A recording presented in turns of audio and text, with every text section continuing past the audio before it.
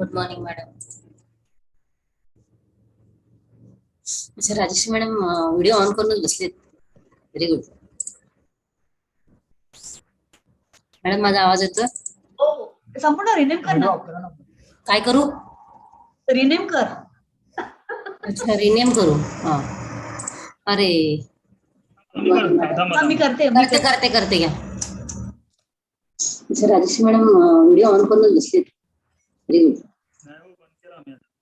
Okay madam माझा आवाज येतोय? हो, संपूर्ण रिनेम कर ना. काय करू? रिनेम कर. अच्छा रिनेम करू. अरे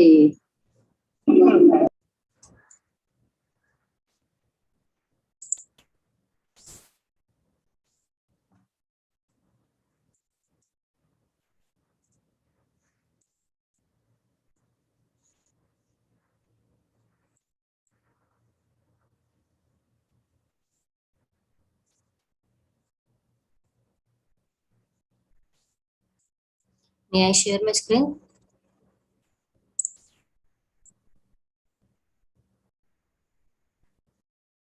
हो शेअर कर ग, शेअर कर. अरे ही एवढं लवकर का आली का आपली presenter?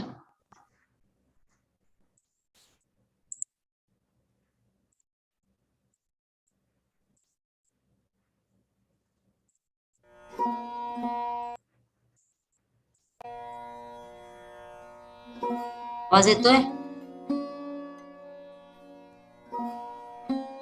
Yes yes.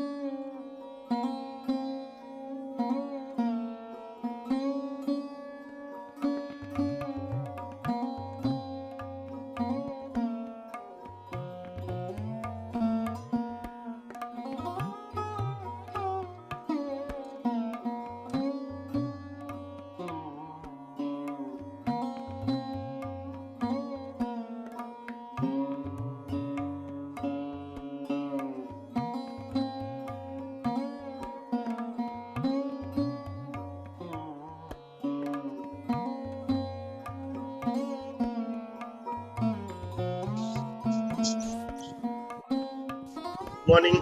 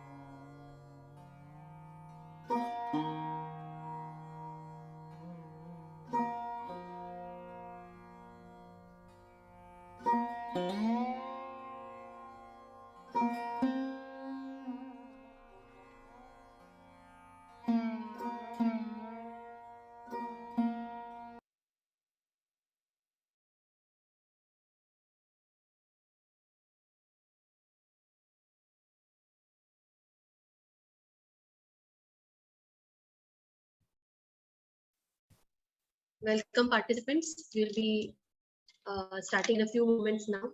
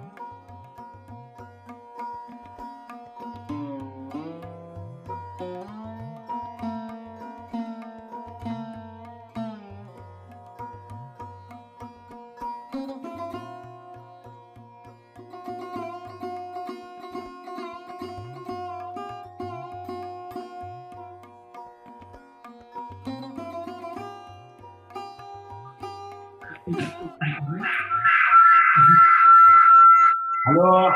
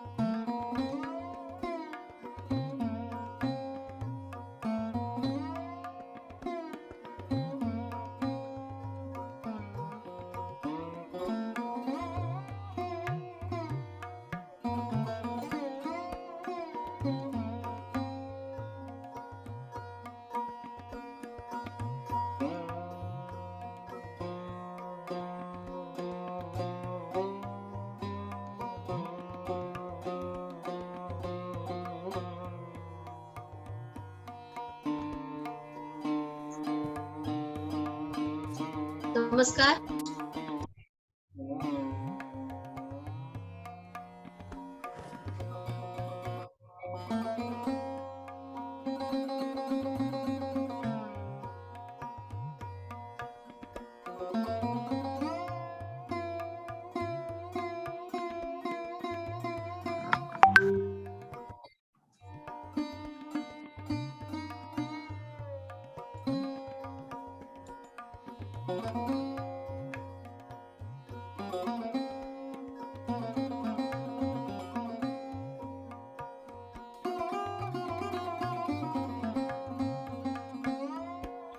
Hello. Yes, ma'am.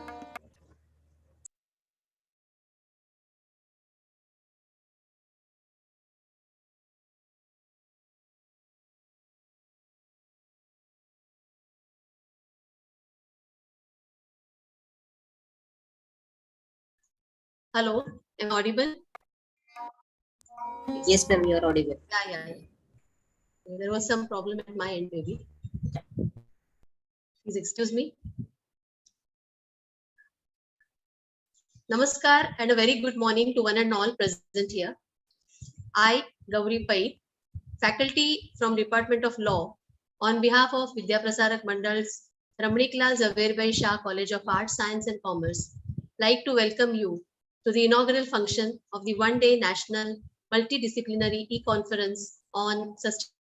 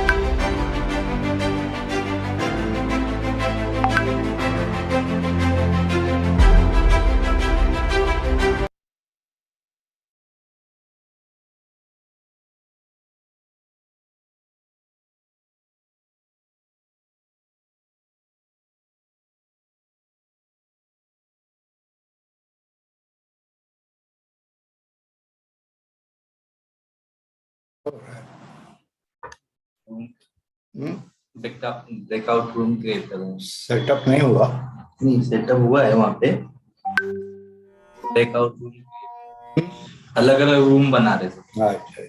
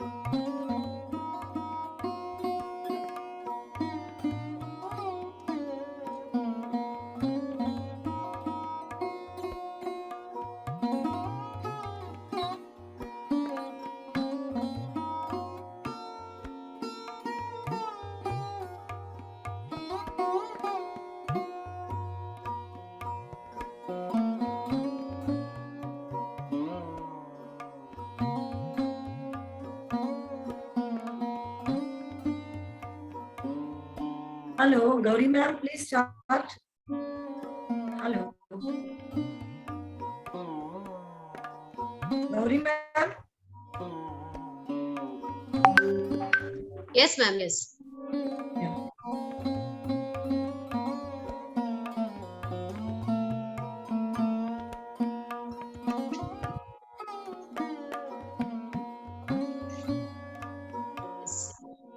Namaskar.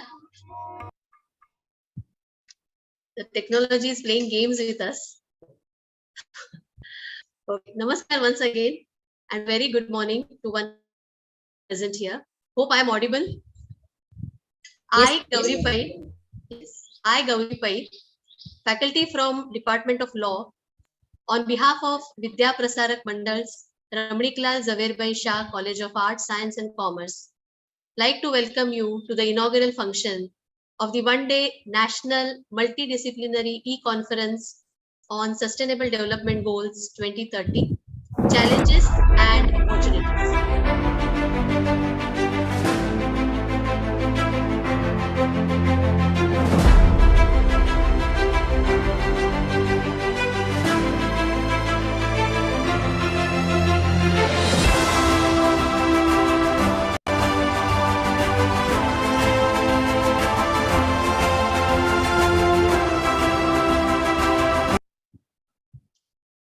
And thank you for joining us.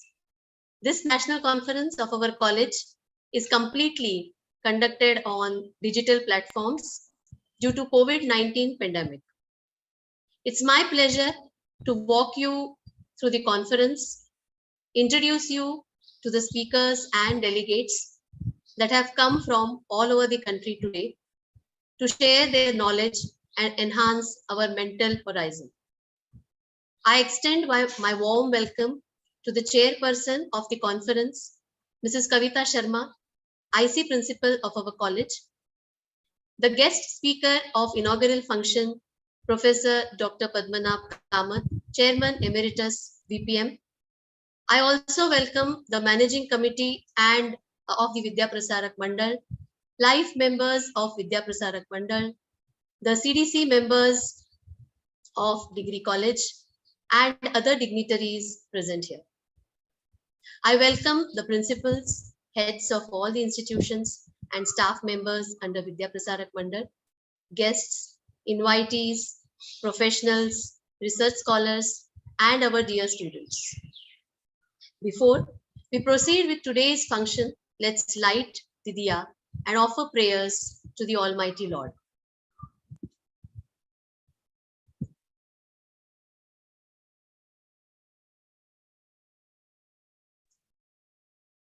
Can we have the digital prayer?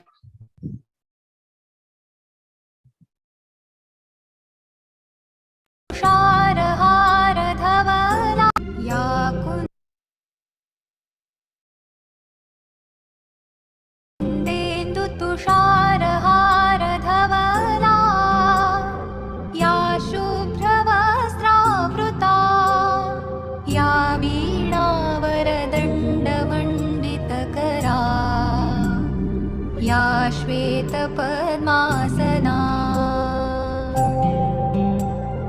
या ब्रह्माच्युतशङ्करप्रभृतिभिः देवैः सदा वन्दिता सा मां पातु Saraswati Bhagwati निःशेषजाड्यापहा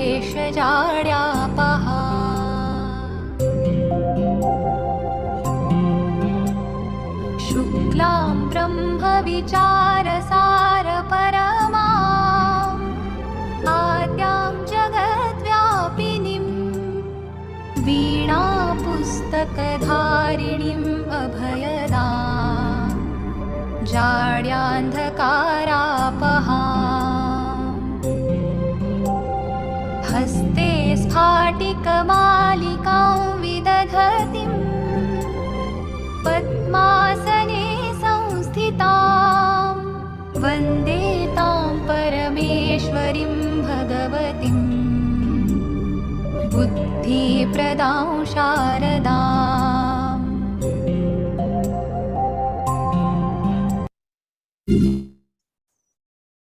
you.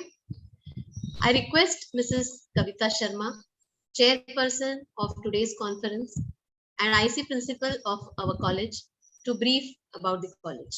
Kavita ma'am, over to you. Yeah. Thank you, ma'am. Am I audible?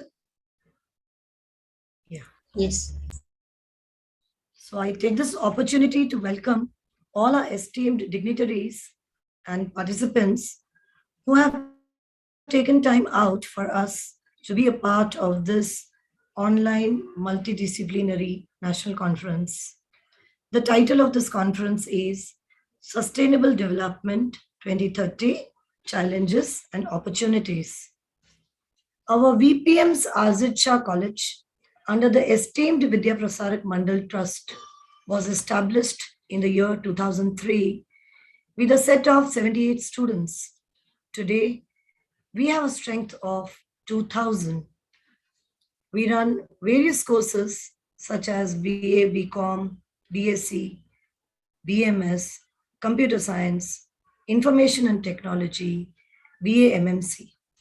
Our college is affiliated to University of Mumbai, and we have many other institutions running under the banner of Vidya Prasarak Mandal, namely CBSE School, International School at Airoli. We also have a very prestigious Vidya Prasarak Mandal's Center for International Studies under the chairmanship of Dr. P.M. Kamath.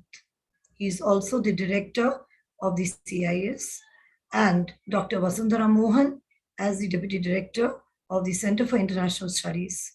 The Center for International Studies also conducts and organizes various national and international conferences, and we also offer MA by research paper and PhD guideships. The vision is to facilitate a student-centric environment where the intellectual, cultural, social, physical, and recreational needs of the students are fulfilled. With this mission, our aim is to ensure that these students are presented with opportunities that allows each individual to flourish emotionally, personally, socially, and academically. Along with the academic programs, under the able guidance of our management, we have introduced various add-on courses, various certificate courses. The aim of these courses is to make our students employable and increase and enhance their skill sets. Along with this, we encourage our students to participate in various sports and cultural events. I feel very proud and privileged to announce that this year we have secured 6th position in the Mumbai University's Youth Festival organized under the aegis of University of Mumbai. Our college processes are also run under the e-governance system, and we have adopted the ERP software MasterSoft. All admissions, office administration, fee collection, attendance of the students, library, till the declaration of results, all are done online. We have also brought a lot of infrastructural and technological improvements to meet the growing demands of the modern education. We are also fully geared up for our NAC accreditation, and we are awaiting the peer team visit anytime soon in the month of June. Our college also encourages the students and the faculties to participate in research and research-related activities. Our students participate every year under the able guidance of the professors in the Avishkar competition organized by the University of Mumbai. I would also like to place on record our talented and dedicated teaching faculties who share a great rapport with our students and are always supportive of the new ideas. Today's conference would not have been possible without the visionary leadership of our management, Dr. P.M. Kamath, Dr. Vasundhara Mohan, Sri Vijay Kulkarni, and many others from the governing council of the college and the managing committee and the college development cell of the college, various members, teaching and the non-teaching staff, our technical team, and above all, our students, and of course, the participants who are present here. We will continue to march forward in our journey to achieve excellence in all spheres, particularly in research. We would heartily welcome and appreciate your enthusiastic participation in our future conferences and various other research-related activities.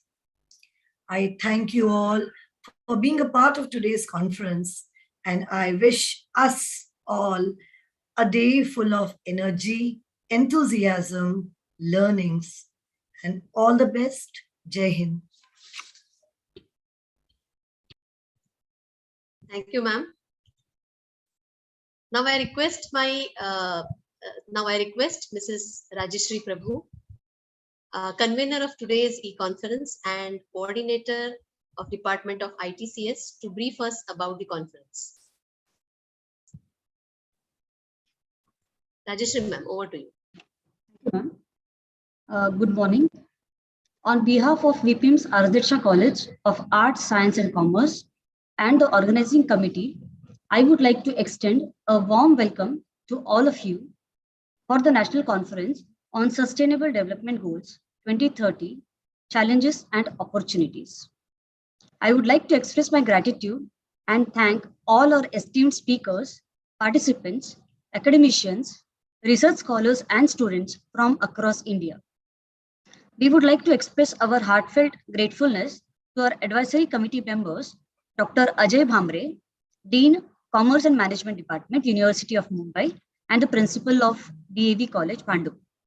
Dr. Shivaji Pawar, Head of Department Economics, Mulund College of Commerce. Dr. Hiren Dand, Member Ad hoc Board of Studies, IT, University of Mumbai. Dr. Rajendra Patil, Member Ad hoc Board of Studies, University of Mumbai. Dr. Virendra Adigal, Principal, Manjunath College of Commerce, Arts and Commerce, Thakurli, for guiding us in organizing the conference. The role of research in enhancing the growth and development of any system and nation is very significant.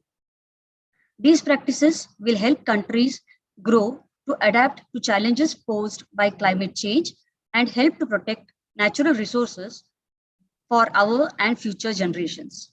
The educational fraternity can play a vital role as initiators, drivers, and contributors of the sustainability process.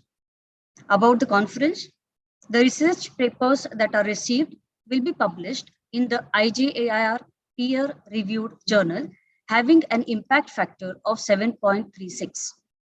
We have received around 45 papers from across India, 5 from Himachal Pradesh, 2 from Madhya Pradesh, 1 each from Gujarat, Karnataka, and Kerala, and 35 plus papers from Maharashtra. The conference proceedings are as follows: an inaugural address by Dr. PM Kamath, followed by a keynote address. This will be followed by a technical session moderated by experts Dr. Saraswati Unni, Dr. Kinnari Thakkar, and Dr. Rajendra Vaguldi. The concluding session of the conference will be a valedictory address by Dr. Vasundhara Mohan, followed by the announcement of the Best Paper Award. I once again welcome all the eminent speakers, guests, moderators, and participants, without whose participation this conference would not have been possible. I sincerely wish that this conference will be a great success, not only as an opportunity to share knowledge and expertise, but also contribute to the aim of achieving all-round sustainable development. Thank you. Jai Hind. Thank you, ma'am. Indeed, a great response. Now I request my colleague, Mrs. Sujata Jharkikar Gudi, Assistant Professor in Accountancy, to take over from here. Thank you, madam. Good morning, one and all. It's my privilege to introduce Chairman Emeritus of Vidya Prasarak Mandal, Dr. P.M. Kamath. Dr. P.M. Kamath has completed MA and PhD in politics from University of Bombay. He was a pre-doctoral Fulbright Fellow in School of Advanced International Studies, Johns Hopkins University, Washington, D.C. He gave the Special Assistant to the President for National Security Affairs. He is the first Indian who have studied working of the National Security Council in US. Since then, he advocated the creation of an NAC and parliamentary committees for defense and foreign affairs in India. He has teaching experience of 50 years, of which 35 years were in higher education, of which 25 years were in University of Bombay. He has guided research of 16 PhDs and 3 MPhils and 1 MA by research. He has taken many occasional lectures in India and abroad as an expert in international politics, American foreign policy, and national security policy.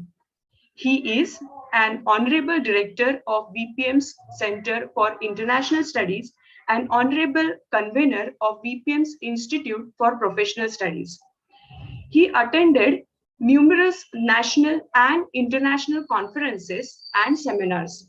He has published 18 books, more than 75 research papers in national and international journals, and over 100 articles in newspapers in India and abroad.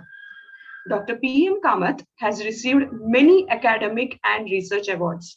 Today, we have such a dynamic, enthusiastic, knowledgeable, and highly experienced personality amongst us. Sir, we welcome you in today's one-day National Multidisciplinary E-Conference with virtual bouquet.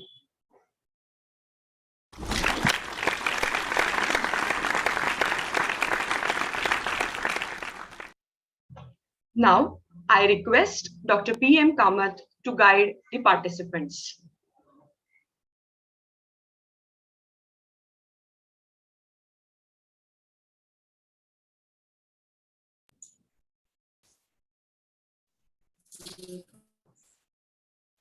Principal, in charge principal, but she is a doctor, you people don't mention. And the CIS recently awarded her PhD with the consent of the university. So I would like you to correct yourselves and call the in charge principal as a Dr. Kavita Sharma and not merely Mrs. Kavita Sharma. Now, at the outset, I would like to thank the organizers and particularly Dr. Kavita Sharma for having invited me to inaugurate. There is a old saying which says that invite someone to inaugurate a seminar or a conference who has done least work in that particular area. Now, my background has been mentioned as the national security and American foreign policy and blah, blah, blah. But there is nothing that is mentioned regarding the sustainable development. And in a seminar to inaugurate a multidisciplinary national e-conference on sustainable development goals 2030, challenges and opportunities is a big challenge to which I fit into the description I gave, but not I am here because I am competent to speak on that subject.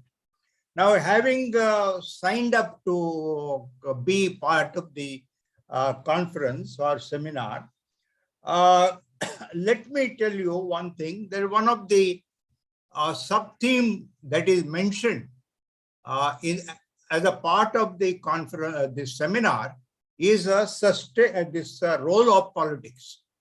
And I would like to say that whether you are talking about English language promotion or talk about the economics or psychology or any other subject, including sustainable development, you cannot speak without mentioning that it is politics ultimately that determines the goals in different areas of human activity. And whatever sustainable goals of 2030 have been determined, I'm sure the government must have played a major role in determining them. And therefore, whatever one may say that it is the politics that dominates everything. And therefore, Kavita Sharma should be very happy that she began with the political science, and now she has, of course, specialized in American studies, and she is actively participating in the activities of the Center for International Studies.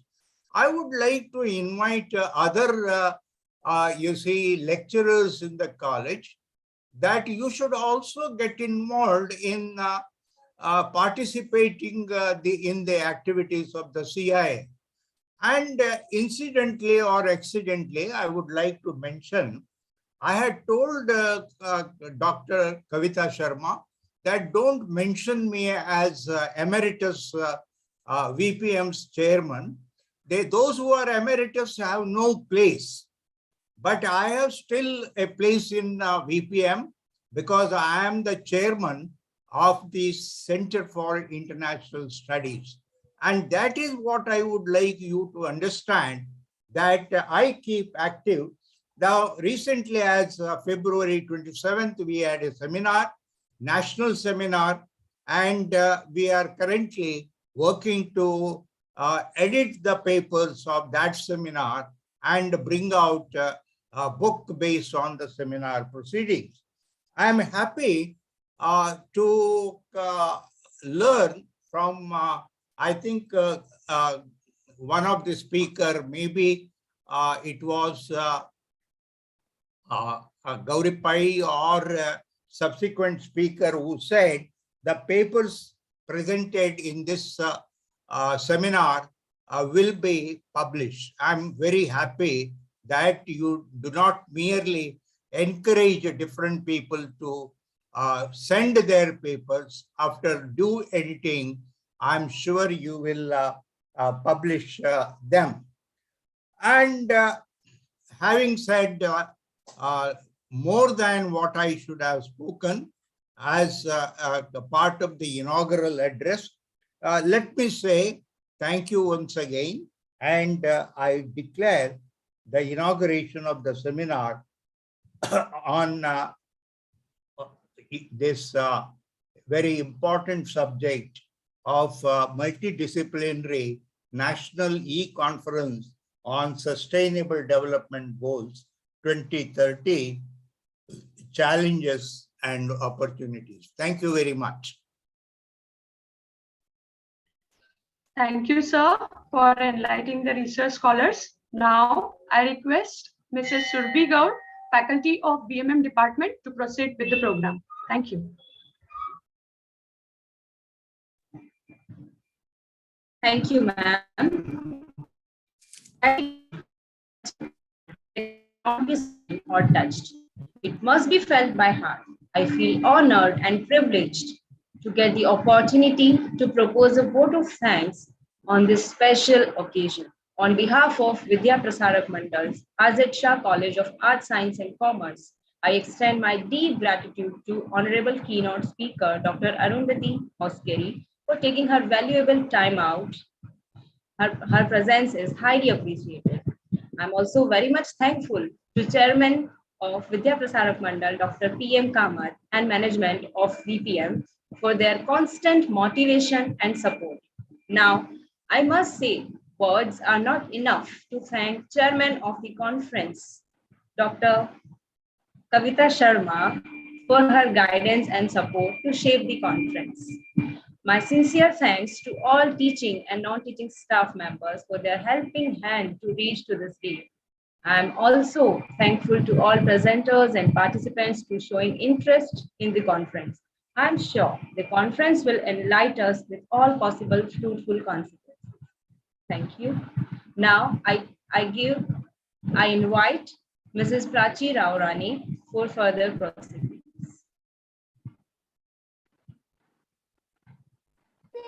I would like Over to, to you. yeah, I would like to interrupt here Surbi ma'am and Prachi ma'am. Due to some technical issues, Hoskeri ma'am is not able to join. So with the chairman's permission, we will proceed. Chairperson's permission. Kavita ma'am.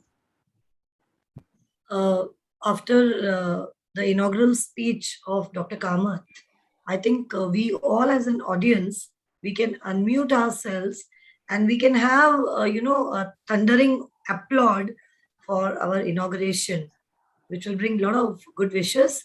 And I think we should do it collectively. You can unmute and we can, have an applaud and say thank you to God and thank you to Sir.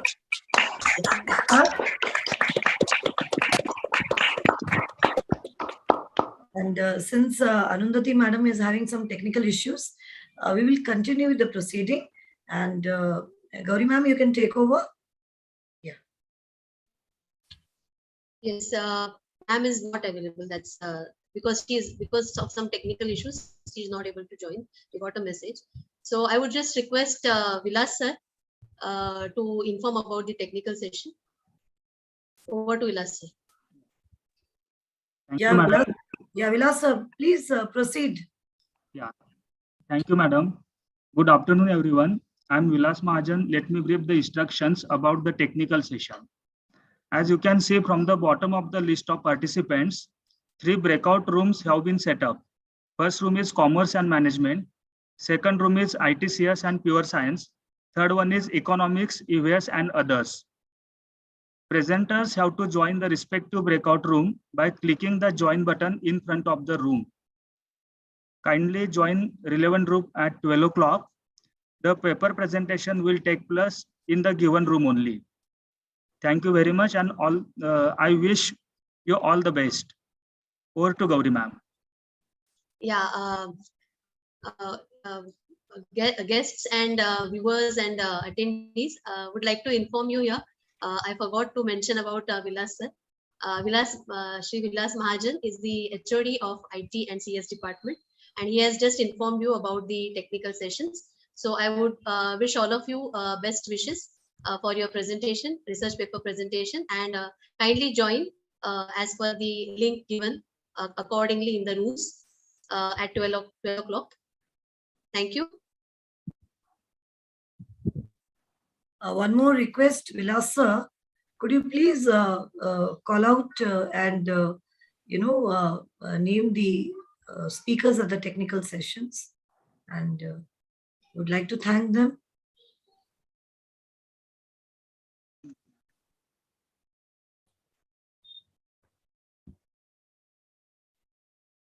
May I? Yes, yeah.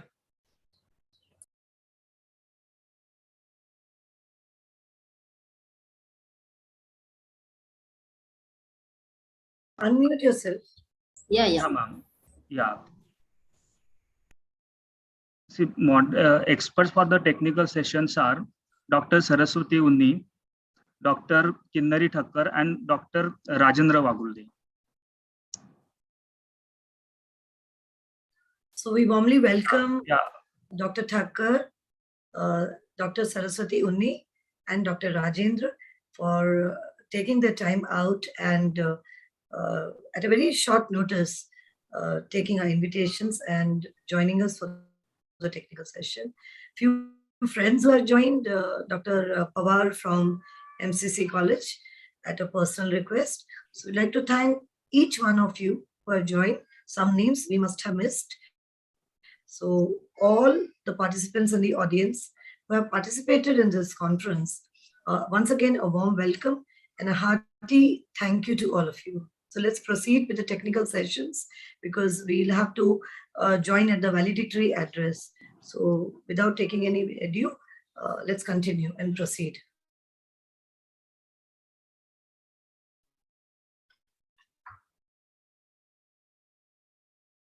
Yeah, once again, I would like to inform. Am I audible to you all? Yes, ma'am. Yes. Yeah. Kindly join. All of you can join for the technical session at 12 noon for your paper presentation. Yes. Thank you. Thank you. Thank you, Gauri ma'am. Survi ma'am.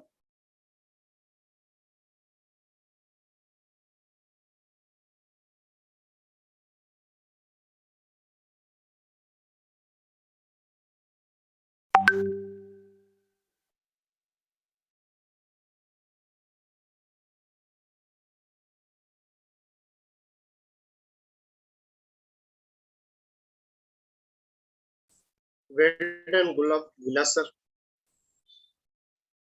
Gauri ma'am. Yes, sir. Yes, Yeah, sir. well done, sir. Yeah, thank you, sir.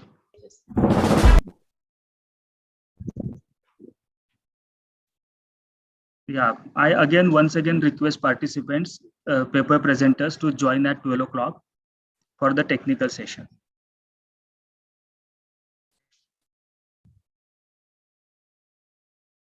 So can we leave this, Vilasa? Yes, ma'am. Yes. Thank you, ma'am.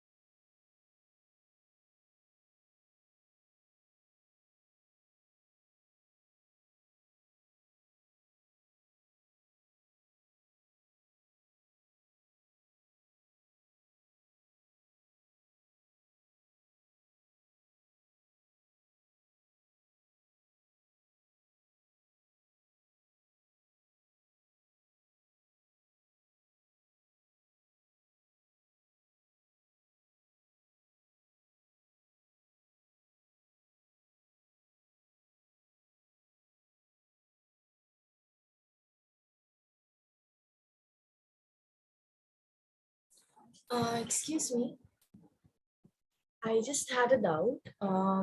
We have to join the same Zoom link, right? And then you will be creating. Okay, I did in the chat. Yes, Thank you yes, so yes. much. Yeah.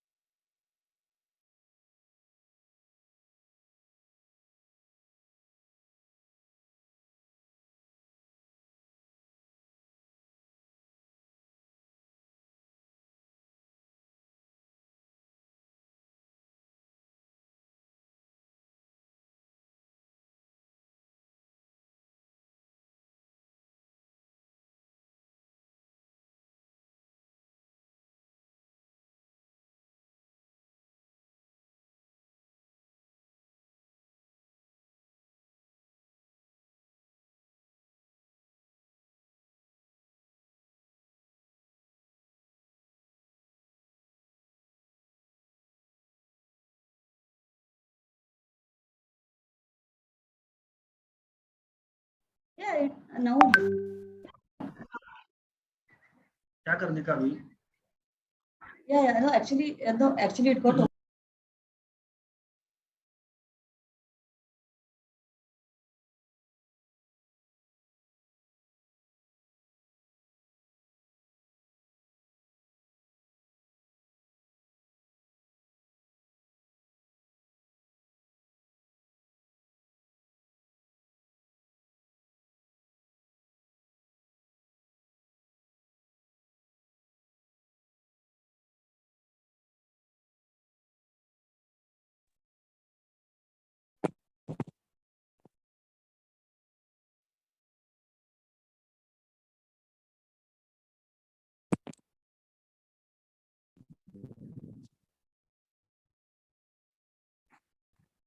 Good morning, one and all.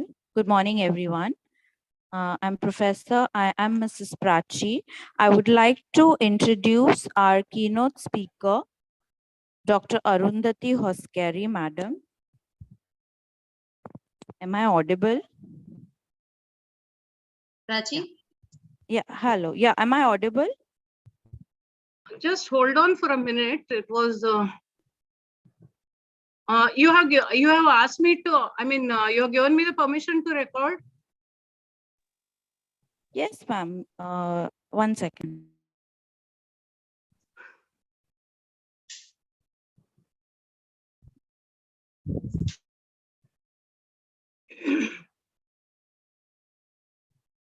You have been made the co-host, ma'am. No, actually, I don't know. I mean, are you sure you want to stop recording on the floor?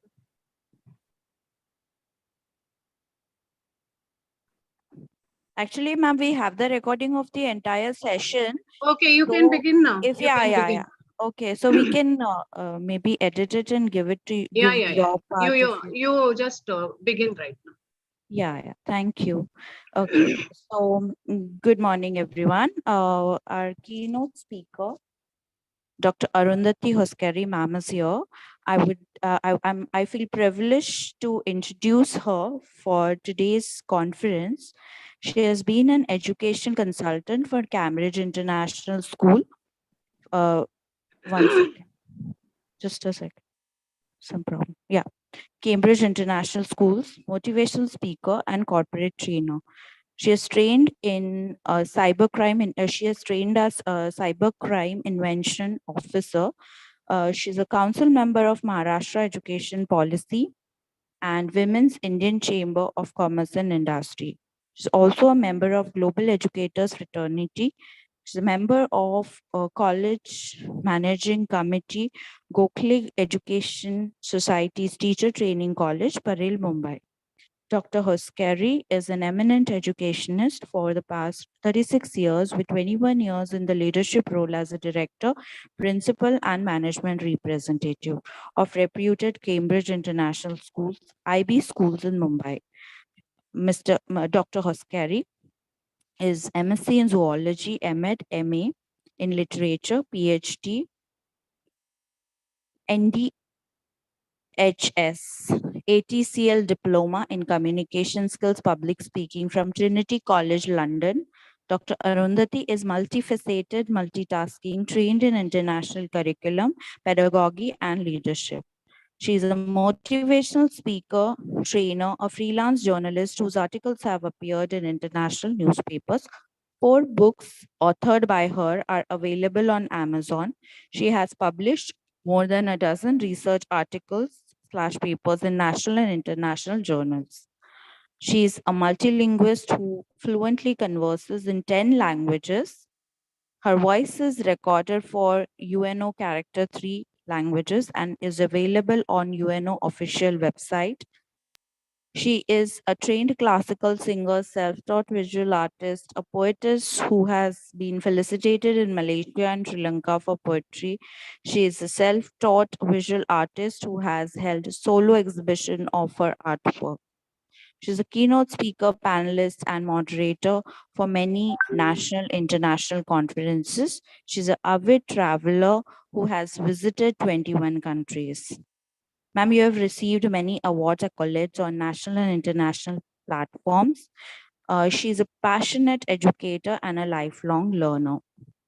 Ma'am, we are really privileged to have you today with us. On behalf of VPM's Shah College of Arts, Science and Commerce, I would like to welcome you once again. And I would request our team to kindly felicitate ma'am with a virtual bouquet as a token of appreciation.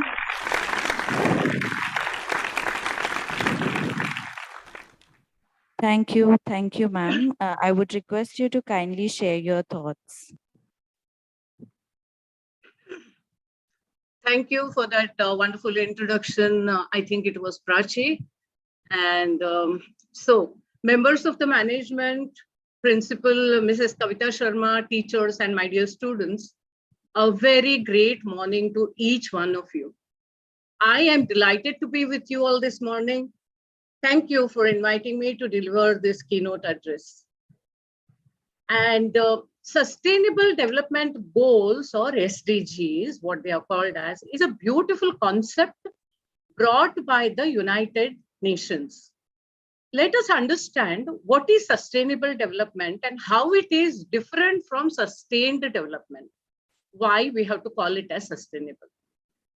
In 1987, the Brundtland Commission report, that is popularly known as BCR, described sustainable development as development that meets the needs of the present without compromising the ability of future generation to meet their own needs. This statement is so beautiful and so awesome.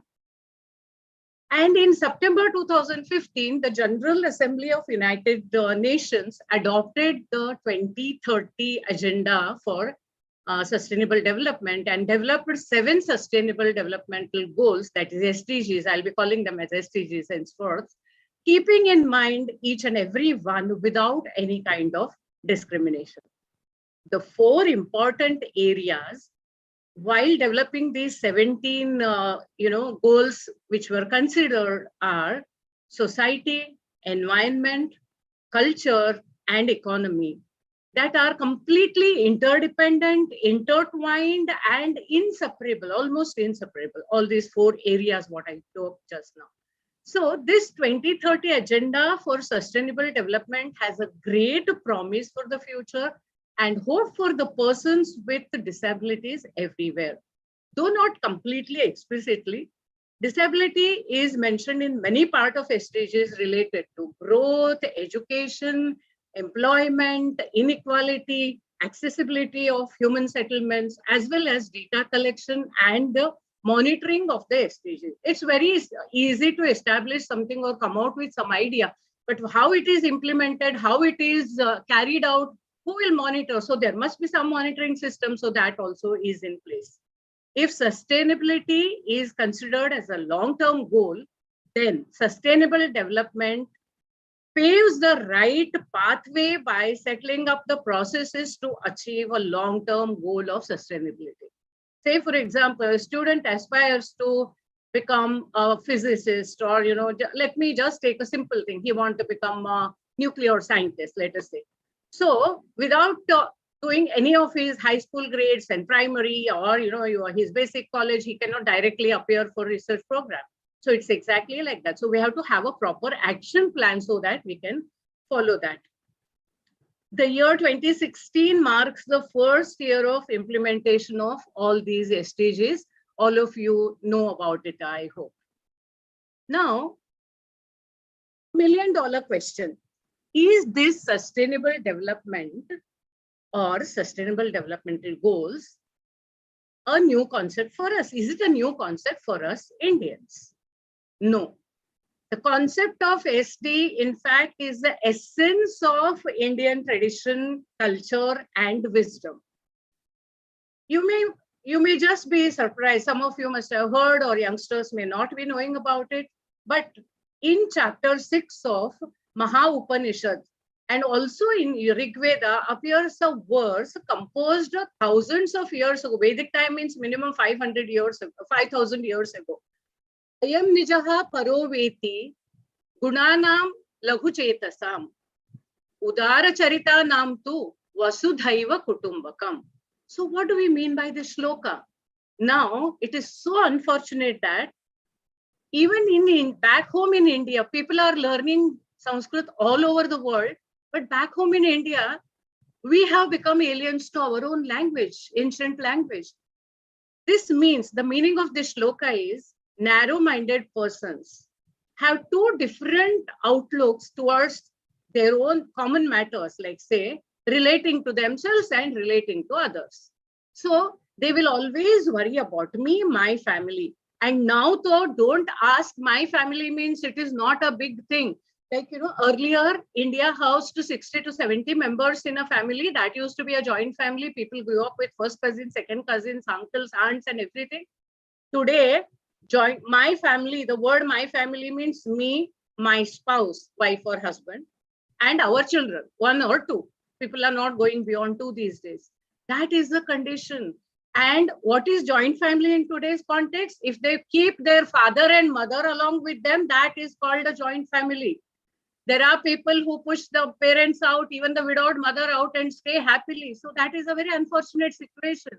So what this shloka describes is narrow-minded people have two outlooks for themselves and for others, whereas the broad-minded ones, noble-minded ones, okay, so these people think that the entire world is their own family. Vasudhaiva kutumbakam. The word is split like this: Vasudha eva Vasudhaiva. Now, what do you mean by this? Vasudha means it's not the name of a girl. Vasudha is the name of Earth, Mother Earth. We revere Earth as our mother. We just don't consider it as planet. So Vasudha eva, one and only. So Vasudha itself, the entire earth itself is my family. What does this include now?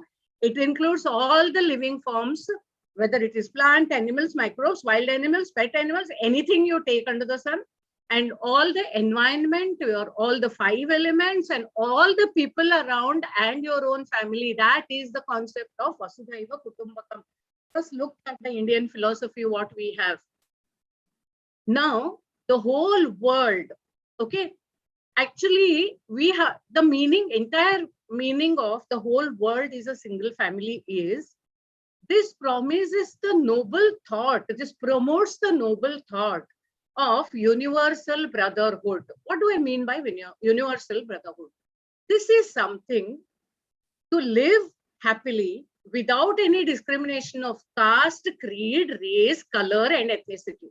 We respect all forms of life, as I already said. So there is a symbiotic relation. If I respect somebody, it doesn't mean that they have to become parasite on me or I have to become parasite on them. It is a mutual give and take, mutual energy exchange, mutual utility, or I don't even want to call it as utility. It is a mutual existence or coexistence, I would call. That is the concept of Vasudhaiva Kutumbakam. India or Bharatvarsha is a cultural mosaic, if you consider. See, we have different traditions and but at the end of the day, we all feel we talk different languages. We follow different ideologies, different religions. Everything is okay. But at the end of the day, what is our identity in the world? Our identity in the world is we all are Indians. Our motherland has faced many invasions and tolerated the atrocity of many kinds of invaders who are very harsh and who are very cruel to us. And our people have mingled with them, absorbed their culture, and given our ethos and our culture to them. So in our country, we have the freedom to practice and profess whatever culture, custom, religion we wish to do. That is the greatest blessing. Nobody is, putting us at a gunpoint. Okay, you have to do this only. You can't salute this God or you can't follow this ideology. Is it a less blessing? It is the greatest blessing of all the what a humanity can have. The SDGs, why I'm giving this context is, all these SDG, that is Sustainability Development Goals, are a part and parcel of Indian heritage and Indian tradition. I really consider myself very lucky and fortunate to be born in my country, Bharat. Always, I'm very, very proud of it. Now, coming to India, India is a very young country, it is called in the world. So what do you mean by young country? It means our population, most of our population is youth. So the maxim, catch them while they are young, is very much applicable to us. So all this youth power we have to utilize. And also we are one of the fastest growing economies in the world. So India has played an important role in shaping up all these SDGs and in the areas like, whatever different areas, balancing economic, social and environmental aspects. Now, coming back to India. Now, see, I don't have the time to explain all the 17 goals in detail, and all of you will have read it.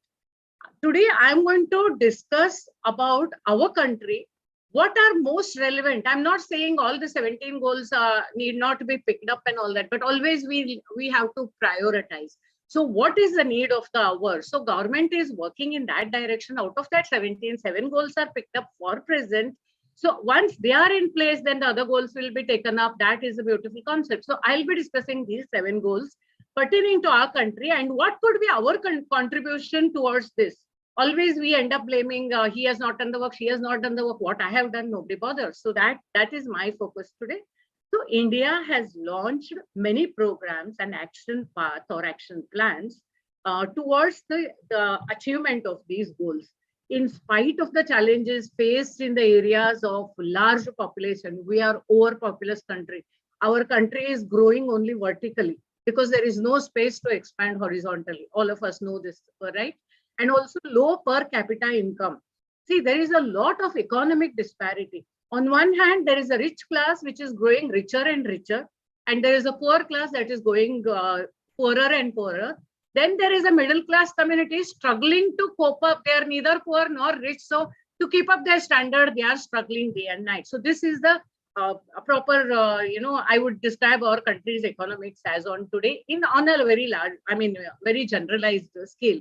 So our per capita income is quite low even today. But in spite of this, lot of major steps have been taken in the direction of,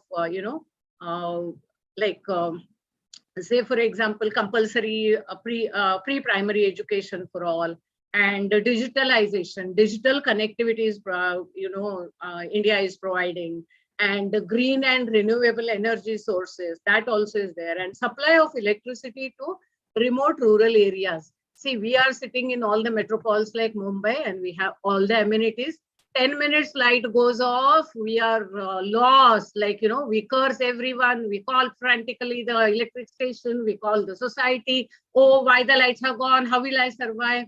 Think of people who have not seen electricity. India is not defined by metropoles, few metropoles and posh lifestyle. India is 70-75% of them are living in the rural area. So providing them the facility is also very, very important. So now let me discuss the 7 goals which India has selected and what we also can do for that. The first one is no poverty. See, as I told earlier, all these goals are interlinked. You should understand this. So Rural Employment Guarantee Act was introduced in 2016 and 17. And about 2 million people, including lot of disabled sections of the society, have been given employment. And also pension and insurance scheme for the workers of unrecognized sector was launched. And widows and differently abled people were also given some support by the government in the form of pension. Then LIC cover, 130 million people have benefited so far. And also government is struggling to provide free and affordable houses for the poor. I think about 3.2 million houses have been provided so far. Number may be more. The data what I have may be little older. Then access to health and nutrition, then security, then education, sanitation, and providing clean and potable drinking water. So all these things are covered. Now you may say, I'm talking of poverty, and why all these things? How are they implemented? See, poverty means actually staying below the normal line, what is required for standard living. So we are trying to improve the standards of people. This is what the government has done. Now, as an individual, what you and I can do. whether it's a student or a, like a teacher or working or non-working, any individual, what we can do. How to combat poverty? Can we just give food to the street beggars and say, oh, I have done a great job and I'm finishing poverty? No, you're not. And by just giving money or some charity, are you putting end to poverty? No. Then how can we do? Your efforts, whatever you're making, should be consistent. So we cannot perpetually every day go and feed people, right? So the best way is through education. If you want to attack poverty, educate people and make them self-reliant and self-sustainable. They have to, fend themselves and they have to earn their own living. That is combating poverty. In fact, this educational group of educational institutions, like VPM group of educational institution, was started keeping this in agenda. The founder, Mr. NBH Kulkarni, began this, school in a humble way in his own house to support and educate children of construction workers. See, today the vision of this man was big, and now even today it is big. And you all are growing and prospering. Now you have so many schools and colleges and everything. That is the vision. Even to this day, this is not a profit-making institution, or this is not like a business house. Profit-making in the sense, I meant in the sense it's not looked at earning money. Many of the people working here, like in the management, are completely voluntary. You should understand this. So what can you do as a student? Why don't you form a student club? You begin a student club. I will give you the support and ideas, whatever you want to do. I am always available, but you should take an initiative. Everything others cannot initiate. So make a student club, and you can start teaching your own maid servants. Your own bhaiyas and didis in the school. Train them, let them speak little English, make them little aware of the rules and regulations, and call their children. And once a week, 1 hour, can't we afford? So this should be our attitude to combat poverty. We'll discuss it at some other time. Otherwise, I'll go on and on. I don't want to cut on other things. Then the next SDG, what the government has selected, is zero hunger. See how poverty is linked to zero hunger. If you are poor, then you don't have money to eat food also. So if you are empowered and poverty level goes down, naturally there is zero hunger. So to attain zero hunger, again, everyone should start working and making their own provision, feeding their own family. But government, what it has done, midday meal scheme is launched. I have visited some of the tribal schools and village schools. You will be really surprised. Do you know why they send their children to school? It is not for learning or, everyone do not have that dream. They don't have 2 square meals to eat. They send the children, go to school, you will get something to eat. Look at it, what kind of life people are leading. And then, then there was a question. People used to send the kids only during the meal time and then pick them up and take them to work in the field. Then, the teachers and principals, they took initiative and they said, no, whoever comes in the morning and attends all the classes only will get the meals and will get this thing. It is not to teach a lesson or show the might. It is to ensure that the children are doing. A lot of work is done by teachers in the villages and, principals and teachers. They are really working hard. So this is how it is. And about 100 million primary school children are being fed. The number is greater, but definitely not small. And also government has a scheme, as you all know, ration scheme, like, giving food grains at a concessional rate. And, this will actually bring down the menace of stunted growth in children. Okay. Then there is also a proposal for climate adaptive agriculture. Our agriculture is completely dependent on the rainfall.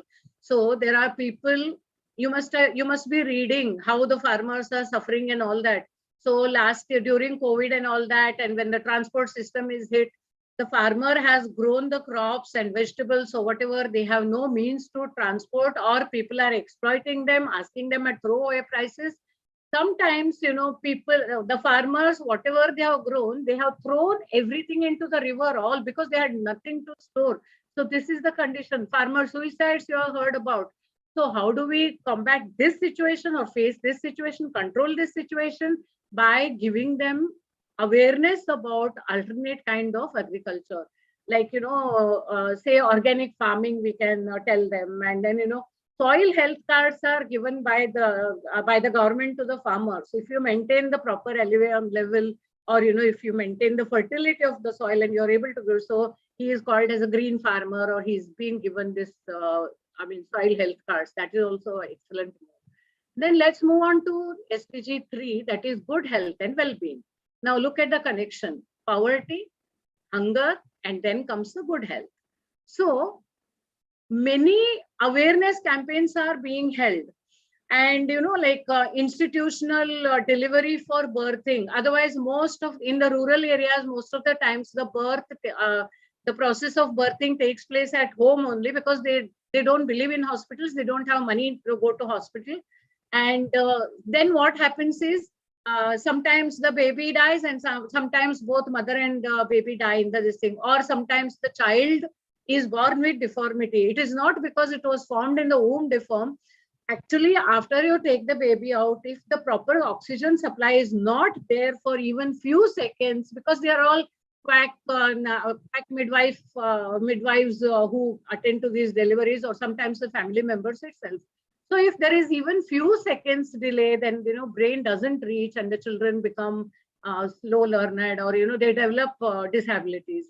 That is the thing. So now awareness is being created, and then all the primary workers, health workers, go home and talk to them, and talk about the health of individuals, and essential health services are provided. So this has reduced actually infant and child mortality rates to some extent, and free immunization programs are in place for children, all the booster dose and compulsory dose, because people in the rural areas are not even aware of this. So health insurance at reasonable price also is made available, and national health policy has specified targeting universality of primary health care. So everybody should get some medical aid, that is there. Now, as students and as teachers, what can you do? Just create awareness. You don't have to become a neta. You don't have to become an abhineta to carry on these missions. You educate your own people in your own environment, your own maid servants and your watchmen, and or if you have time, go and support NGOs, or you form a club and go to tribal areas once in a year and then try to support them. So many ways we can create awareness. Even sanitary conditions in the village and all that, many of these schools, colleges, and they have formed these cells, and there are certain schools, international schools, which are adopted the villages. So it is managed by the students. The school provides the school bus, and teachers are there for support, but the children plan, the students plan, senior secondary and post-secondary and college level students, they go and create awareness camps and collect the clothes. So many ways we can help people and even create health awareness. Now let's move on to the next goal which our country has selected, that is gender equality. This is a real need of the hour, I would say. Though the status of women is improved in India, we have a very long way to go. Even today in villages, female feticide and infanticide is a big problem in rural India. Actually, government has banned sonography of a pregnant woman to detect sex. But you understand this point. Anything is possible if you give money. So in the rural areas and all that, who is going to monitor? If you bribe the doctor, doctor will happily tell you, oh, you have a female baby, you have a male child, you have a female child after 3 months. And then if it is a female child, still they abort the baby. Family pressurizes the woman to abort a baby. Or by mistake, if the child is born, as soon as the child is, the family comes to know it is a female, there are instances they kill the child. What atrocity, how could this horrible thing exist even in today in the 21st century, when we talk about big things and we are doing this, we are doing that. You tell me what a government can do. Government is doing its effort. Let us stop blaming others and let us stop asking others to do and let us watch and criticize. No, that should not be the agenda. What you can do as an individual. So even if you educate one person, if you create awareness that all are equal, whether girl child or boy, male child or female child, That is more than enough. Not just that, there is always a secondary treatment given to the girls in so many families. See, in the in the towns and in the metropoles, it may be happening in a subtle way, though it is reduced in the educated community to a large extent. If the people they get 2 children, also both are girls, then they don't want to go for the 3rd child. They are happy with 2 daughters, and it is going on. But still, there are people, especially uneducated lot, so they go on producing. If the girls are born, if they are good, at least they don't kill them. So 5 or 6 girls, and they keep on producing children with the hope of getting a boy. Many a times it is the boys who abandon the parents and girls go forward and take care of the parents. Then why do you discriminate? And in the villages and everything, whatever, like even the good food or fresh fruits or ghee or whatever nutritional diet is given to boys. And girls ke liye whatever is left over is okay, that is okay. How wrong this is. In both of them are equally important. Your girl, your daughter is going to be a mother. She is a creator. Like it is like a godly state. She's going to create a baby. Try to understand. She needs to be healthy. So all these things, again, what government is doing? Beti Bachao, Beti Padhao Andolan they have started. That is, save the girl child and educate the girl child. This initiative focuses on the comprehensive package of interventions for the girl child, including those pertaining to education and protection, protecting the girl children and educating the girl children. So let us also contribute in our own way. We have to always think, okay, this is what my government is doing, what I have to do. See, ultimately, I believe strongly in Abraham Lincoln's statement. Ask not what your country has done for yourself or you, but you ask what you yourself has done to the country. How powerful statement this is. This applies everywhere. It may be in the family. What you have done for your family, you ask. Don't ask what your family has done. What your institution has done, don't ask that. Institution is doing to so many people. What you have done to the institution, what you have done to the community, what you have contributed towards your country, that is very, very important. And also government has started with a maternity program, maternity benefit program. Actually, this is for all the daily wage workers and all that. They don't have any forum to fight. Na? So there is no they don't have any secure job or anything. So if an employer, there are certain rules put in place and all that, but the first 6 months after the baby is born, what they are, making sure is the ladies are given their wages so that they can stay at home with the child and take care of themselves. Now, the next goal, what I'm going to talk is about SDG 9, industry, innovation, and infrastructure. See, there is a industrial development is very, very essential for the overall growth of a country. Industry doesn't mean only a car manufacturing or a manufacturing unit and all that. Everything small or big is an industry. Say, for example, our government is struggling for expansion of roads, how many bridges they are building and connectivity and roads and annihilating the distances and expansion of railways and aviation and even waterways. That is one aspect. And renewable energy sector, like, solar energy, wind energy, and bio and green energy is a bioenergy, and then hydropower, how it is harnessed. And India is also making an effort on IT sector, okay, information and technology and manufacturing hub through Make in India campaign. Now, this Make in India campaign, which came during 2016 or 2017, made a big impact for our country. The efforts have greatly accelerated the FDI. FDI means foreign direct investment inflows, so that fund flow is there into the country and everything is being manufactured over here and help the country to sustain in average growth. So road connectivity and electricity are again another thing to the villages that are being provided. Then another thing is Bharat Broadband Network Limited. This initiative is actually aiming to provide high-speed broadband connectivity to all village councils in the country, village areas in the country. One time we are talking of technology, we are talking of infrastructure. If we don't have the connectivity, then nothing will work. One more thing, I'm very proud to talk about this. You must all have heard about the BEAM. BEAM is like, Bharat interface for money. That is like your UPI. It is an Indian mobile payment app developed by the National Payments Corporation, that is NPC of India. And it is based on a unified payments interface. Now it was launched on 30th December 2016, and it is available in 20 languages. We are a multilingual country, right? And this is the most sophisticated app, better than what is launched in US.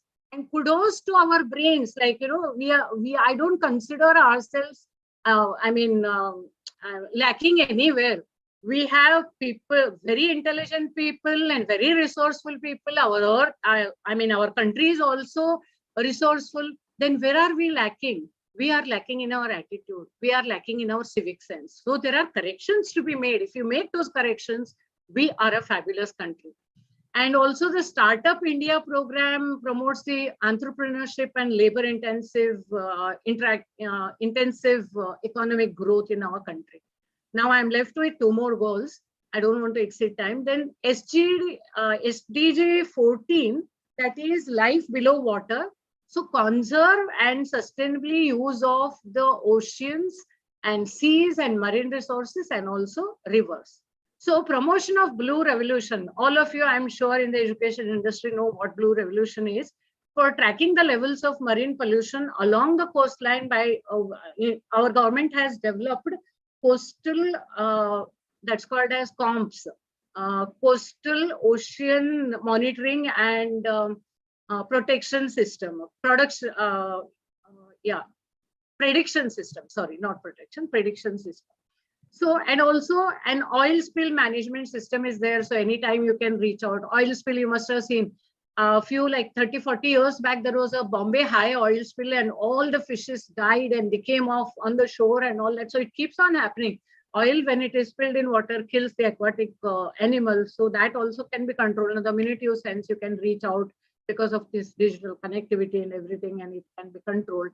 Then the integrated national fisheries action plan is in place, and it is designed to promote the livelihood of fishing communities as well as the ecological integrity of marine development. Then port-led development is another thing you might have heard, like, Sagarmala program. This is for improving the port connectivity, port-linked industrialization, and coastal community development. See what all our government is doing, and it is now our turn to pull up our socks and contribute to what extent we will do. Now the last goal what I am discussing today, we have selected 7, I had told. The 7th one is partnerships, SDG 17, partnerships for the goals, revitalize the global partnership for sustainable development. How do we do this partnership with the globe? What do we mean by this? First, we have to become strong, and then we have to also support others when they are in need. This is what, see, Vasudhaiva Kutumbakam is already shown by our country. And by supplying free vaccines, our country, our Prime Minister supplied free vaccine to the needy and the poor and saved so many lives. So that is a great thing. That is a feeling of Vasudhaiva Kutumbakam. But again, they say charity has to begin at home. We have to strengthen ourselves first. See, I cannot give what I don't have. If I don't have peace of mind, I can't give others. If I don't have money, I can't give others. If I don't have a good attitude, I can't give others. So first we'll have to strengthen our own selves. So for this, what, different schemes they have come up with. A tax reform agenda in the country to optimize domestic resource mobilization is put in place. Direct tax reforms and goods and services. That's what we call as GST. All the time we grumble, what nonsense, 18% GST, why I have to give, and I'm bleeding my money. No, it's not that way. They are putting it to use.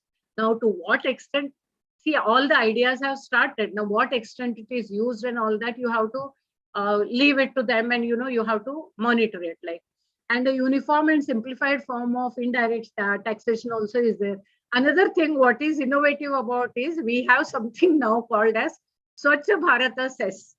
Education cess was there to, education cess, whatever 2%, 4% they used to tax the income tax along with the income tax. That was for supporting the marginalized children, like educating them. Now what is happening is, like, they have started with Clean India cess, that's called as CIC. Otherwise, how the government is going to support? So that we have to think about. Additionally, implementation of the budget and responsibility and legislation is ensuring the predictable and sustainable, budgeting is a well long-term to face this, as long-term debt sustainability. That also is in place. Then proactive policy reforms have boosted the FDI following flows during the last few decades. So, as I told, I would like to conclude my speech by telling this. We need to understand one thing.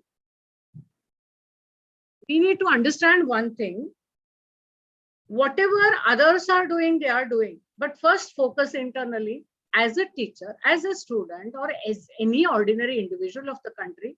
What can I do? In what way I can contribute? As I told, I don't know whether you already have a youth club in place. If not, then please start. If your youth club is there, come to me. I will share my ideas and we can do some real good work. It is not for social media campaign, or it's not for getting the uploads.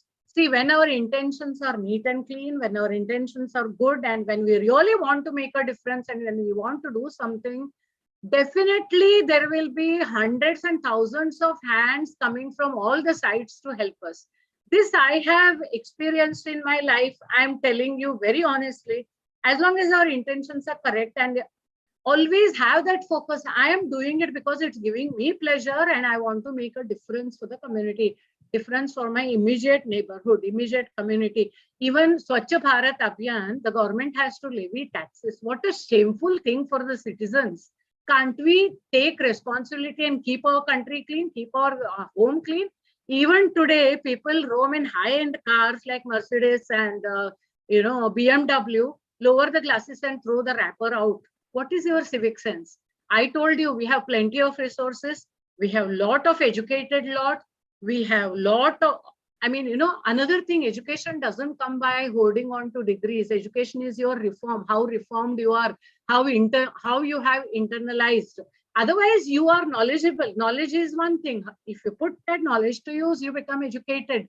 So why don't you keep your own house clean? I have seen even in the neighborhood, especially in the housing colonies, government colonies, you walk, be very careful when you're walking, but you never know when somebody from the top floor will throw the kachra down or even throw the dirty water down and you will take a bath. This is, I'm not exaggerating. All these things are still prevalent. So that is a shameful fact that our government has to introduce cess to clean India, and we have to make our school children understand. Wherever I have worked, I have taken my children for beach cleaning. I have cleaned the neighborhood, and I have made sure that Swachh Bharat Abhiyan is brought about. Our children, along with our children, I never stand and order. Even when I was at a director's level, I have gone with them and I have swept with my children. I have taken the sweep, the broom in my hand, and I have cleaned the streets. I don't feel ashamed. See, always show to people that you can do. When I can do, my student has no guts to say no. I just stand there, okay, I'm standing here, it's very hot, so please go and clean. Why the children will clean? So it's all up to us, up to individuals and teachers, whether it's a primary school teacher or a high school teacher or a college teacher or a professor, or whether it's any school, any category, teachers have a very, very great role to play and a greater responsibility. We are shaping the individuals. We are definitely working for income, but our focus is also outcome. You have to understand this. See, our house doesn't run without electricity and grains. Our cars won't run without petrol. We need money, agreed, but that should not become the main focus. you should also understand what kind of noble profession you are in. And if any of you students are wanting to become teachers, understand the meaning, what it means to empower others, what it means to share your thoughts, what it means to guide others. That is a very, very powerful profession, I would say. And with this, I hope I have not, exceeded that time. If I have exceeded, I'm sorry. So I would like to, and thank you once again for, giving this opportunity to address you all. Thank you. God bless. Thank you, Arundhati ma'am. Your talk was really enriching, inspiring. And we would really, on behalf of VPM's Shah College of Arts, Science and Commerce, we are really glad to have you as a keynote speaker. We would also like to tell you that some of our ex-students are running some NGOs where they are teaching unprivileged children, and they are also involved in beach cleanup. Our NSS unit adopts a village every year, and they provide the basic necessities to them. So we are trying our bit to probably develop some kind of initiatives, sustainable initiatives. This initiative is in your college itself? Yes, NSS unit, whatever initiatives are done by NSS unit of our college are obviously done by our college. And we also have some ex-students who are running NGOs. They have registered NGOs. Like there's one NGO registered by our student named as Beach Warriors. Then there's one more which is registered as Kushia, which works for unprivileged children. Then there are a couple of more. I will not able to recollect the names. No, But that's we keep okay. What I getting was the thinking updates. is, in our own college, we can start a unit, and Mhm. every year we have children, no? Like, so they can take part and they can do, that also would be good. It's good you support the NGO started by ex-students, but even in the college actively, because it's very important to promote these kind of stuff from the college or a school side. Senior students must get engaged, because compassion is a very rare quality. Today, the world is so self-driven. Even if it may be your own colleagues, your own friends, or your own neighborhood, wherever, people will say hello to you if you are useful to them in some way. If you don't, they may not even care to smile at you. This is very ridiculous. Where is the concept of Vasudhaiva Kutumbakam? So we have to introduce all these things at our college level only. If you already have whatever you said, NSS or something, I can come out with lot of things where we don't require much money. It's only your attitude and maximum 1 or 2 hours per week. As per the convenience of students and staff, we can make a lot of difference, I would say. Yes, ma'am. We'll definitely get in touch with you regarding that, Sure, and our students would be glad to. We all would be glad to get your guidance on that. Thank you, ma'am. Thank you for joining. I would request all our participants to kindly proceed for the technical session, and our professor, Mr. Vilas Mahajan, would give us some guidance on the technical sessions. The links will be shared. So just be a bit patient. We will give the needful information to everyone. Okay, thank you. Thank you, ma'am. Thank you. As I said earlier, already we are going to set up 3 rooms. One will be commerce and management, another will be ITCS and pure science, and third one will be economics. I request participants to join at 12 o'clock. The paper presentation will take place in your relevant room only. Thank you very much and wish you all the best. Thank you, ma'am. Thank you, madam. Thank you, Oskari ma'am. Oskari madam, thank you.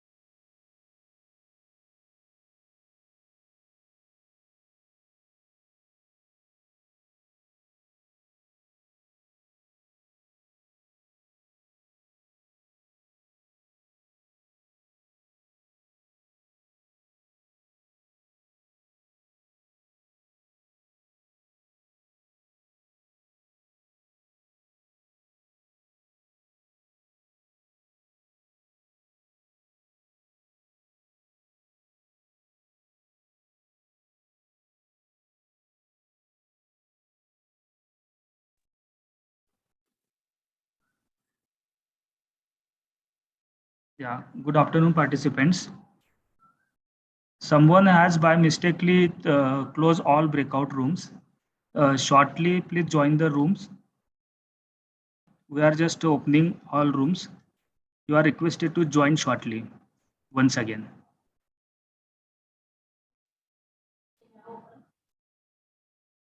I request participant not to close room, please.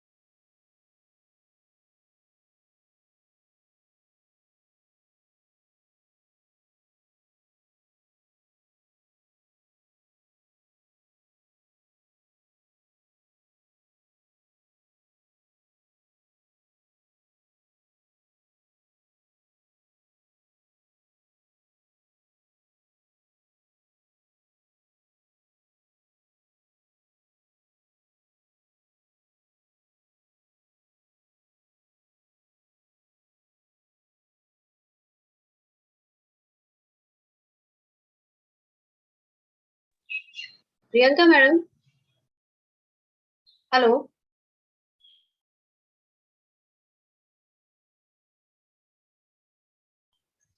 Priyanka madam.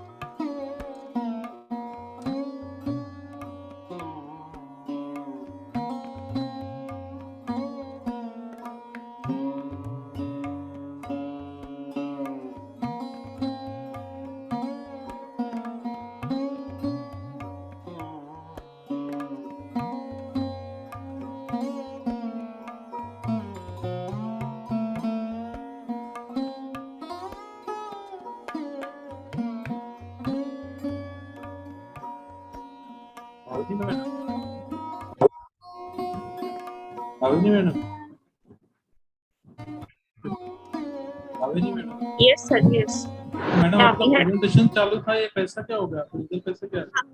I had told Rajashri madam about it. She is creating the room.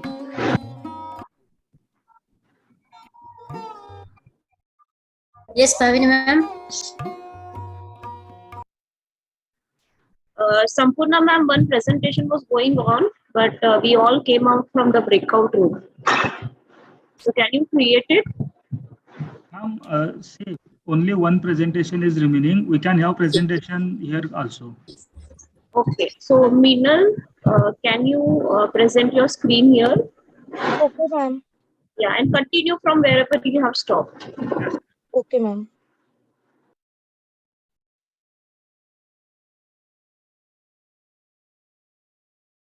Ma'am, someone is sharing the screen. नाही चालेल, केलं. Madam room नका राहू दे, room नका काही करू. नाही, रूमचा काही नका करू, होऊ दे आता. हा.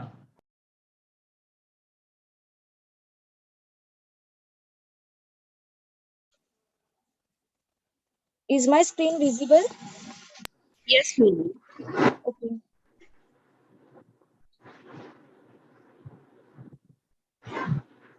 Indian tourism industry has also helped the growth in other sectors like horticulture, handicrafts, agriculture, construction, and even poultry. The Ministry of Tourism plays a crucial role in formulating national policies and programs to help the government in improving the quality of tourism industry. According to the report of World Travel and Tourism Council, travel and tourism generated 2 crore 61 lakh 48,000 jobs directly in 2017, that is 5% of total employment, and is forecast to grow by 2.8% in 2018 to 2 crore 68 lakh 83,000, that is 5.1% of total employment. This includes employment by hotels, travel agents, airlines, and other passenger transportation services, excluding commuter services. By 2028, travel and tourism will account for 3 crore 31 lakh 95,000 jobs directly, an increase of 2.1% per annum over the next 10 years.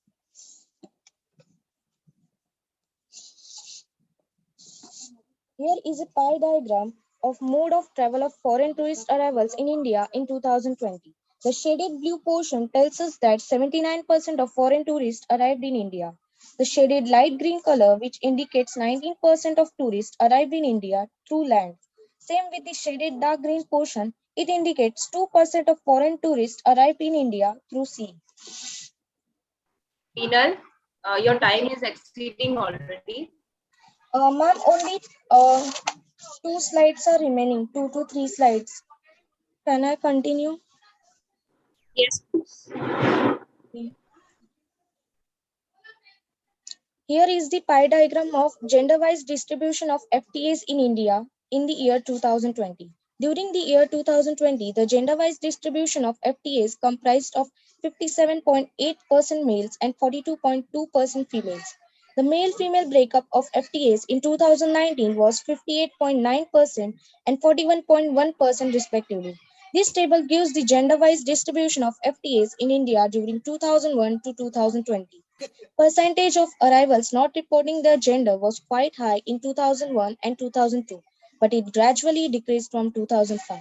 It was noticeably low at 0.1 in 2008, and from 2009 to 2018, the reporting of sex-wise breakup of the FTAs has been almost 100%. Challenges in tourism. So the first challenge was unequal treatment. There is no equal treatment for all types of employees. Even though men and women are doing jobs in tourism sector, fewer career opportunities are being dominated by women, while men dominate key managerial positions. Women are underrepresented in managerial and senior positions. Family and care responsibilities are still not equally shared. Second, poor pay and working condition. To speak, tourism sector is organized by how hourly rates of pay, overtime work without extra money, long working hours of more than 48 hours per week, extraordinary little or no adequate break during peak season periods, inappropriate management and leadership styles such as unplanned recruitment, little attention to staff turnover, etc. Third, pollution. Nowadays, pollution caused by tourists, tourism service providers, supporting industries is becoming a major challenge for the tourism sector. Density of population and vehicle. Due to increased density of population and vehicles, the serenity and healthy living of the people are affected. Deforestation. Homestays have substituted the place of forest, which leads to deforestation. Lack of interest in agriculture sector. Many agriculturist people are moving to the tourism sector, which severely affects the agriculture sector, which is a major industry contributing to the economic development of the country. Last, seasonality. Seasonal tourism is also an important challenge for the employees in tourism sector. Following 3 years due to COVID-19 pandemic, we have seen an adverse impact on tourism as the world was facing many problems like restriction on travels, hotels closed, airplanes on ground, etc. The United Nations World Tourism Organization, that is UNWTO, estimated that global international tourist arrivals might decrease by 58% to 78% in 2020. In many of the world cities, many tourist attractions around the world, such as museums, amusement parks, and sports venues, closed down. In spite of the multiple changes and shock from natural disasters and economic crisis from which the world is still recovering, and the UNWTO are trying to make changes in tourism sector. By 2030, the number of anticipated is to reach 1.8 billion. There will be also much change beyond the numbers. Future arrivals will be spread more widely across the globe. The future brings enormous opportunities for tourism to take center stage in political, social, and economic agenda, seeking recognition for its contribution to economic growth and development. Conclusion. On the basis of this work, the economic growth, which started after independence, took momentum after economic reforms were introduced in the economy. The main aim is to achieve economic growth so as to raise the standard of living of the people. There is a need for economic growth even in today's developing and developed countries. For developing countries, it must because it increases productivity, reduces poverty and unemployment. As the employment and economic growth goes hand in hand, then there will be a sustainable growth in the economy. Tourism is seen to be as a way of boosting country's economic growth thanks to its positive influence on the economy as a whole. Tourism can lead to economic development through direct and indirect effects. As we know, tourism boosts the revenue of the economy, creates thousands of jobs, develops the infrastructure of a country, and plants a sense of cultural exchange between foreigners and citizens. The number of jobs created by tourism in many different areas is significant. Tourism is strongly associated with economic development. The tourism industry is open and promotes the development of many other economic sectors. Other benefits of tourism include improvement of the balance of payments of countries, the creation of employment opportunities, and the enhancement of cultural heritage. We can say that tourism is a very productive activity both for the tourist and the government, as they support each other simultaneously. Also, the government should consider improving the condition of the country as a greater number of tourists visit their country. Here are some references from which I have collected my information. for the topic. Thank you. Okay, Minal. Can you hear me? Yes, ma'am. Okay. Can you define sustainable growth? In a single sentence, please define sustainable growth. Ma'am, sustainable growth is like we have to make some changes in a particular field. Like I have taken the topic economic growth and employment. So how can I formulate that policies, and how can I make changes to sustain that employment in tourism? How can I improve Do you that? think it has nothing to do with ecology or environment? Ma'am, can you repeat? Do you think that sustainability has nothing to do with ecology, environment? It has. Sustainability is all about developing in such a manner, using processes so that there will be a future, so that you don't destroy the future of others. So that was the main theme of the conference. You are supposed to have spoken on sustainability. You have done a good job. However, in your topic, you have discussed in detail, and you have given lots of examples. Thank you very much. Thank you, Congratulations. ma'am. Yeah.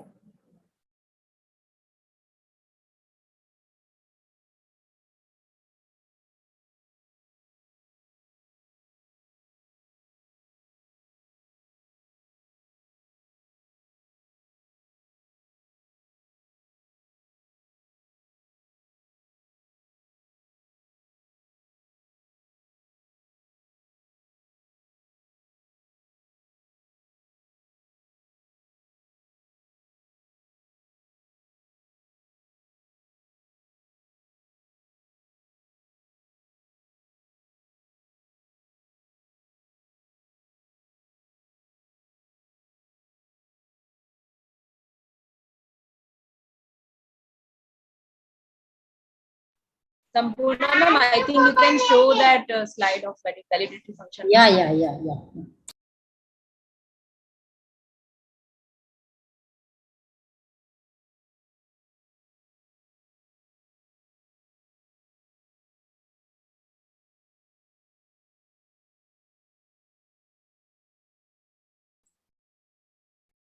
Surbhi, can you tell me where I have to be next?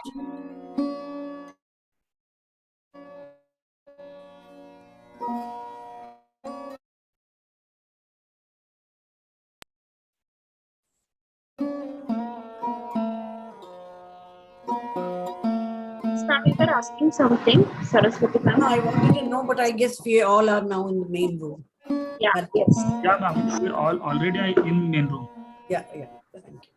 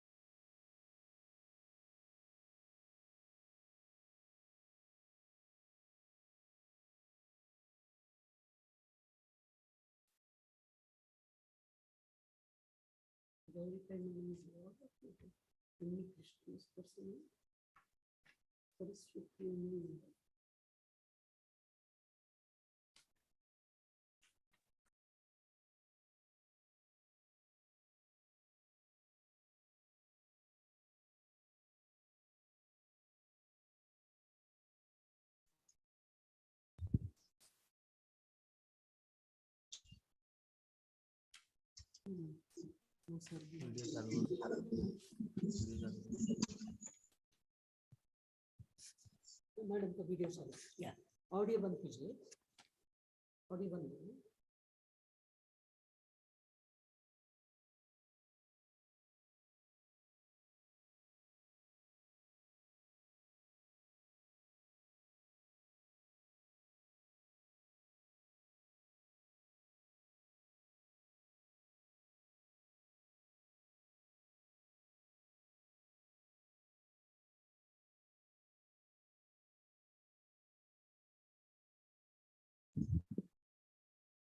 Kavita ma'am, should we begin?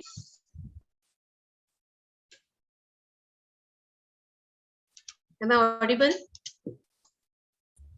Yes, madam.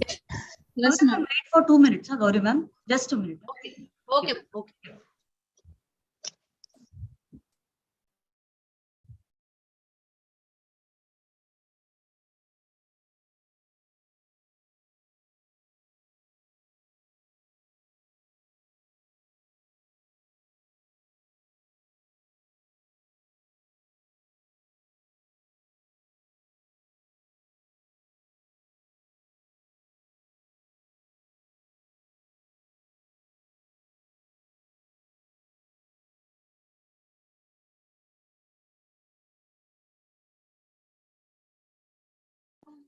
Ma'am, Gauri ma'am, you can start now.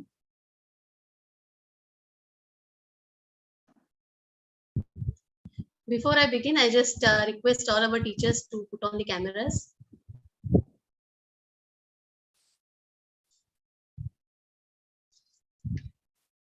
Yeah, so we have done with the technical session and we are now in the valedictory function. So Namaskar, I'm Gauri Pai, faculty in law, and I welcome you all to the valedictory function of the National Multidisciplinary E-Conference on Sustainable Development Goals 2030, Challenges and Opportunities. And without much ado, I request the chairpersons of the technical session to share their observations. First, I request Dr. Kinnari Thakkar ma'am. Dr. Kinnari Thakkar. Sir हो गया क्या?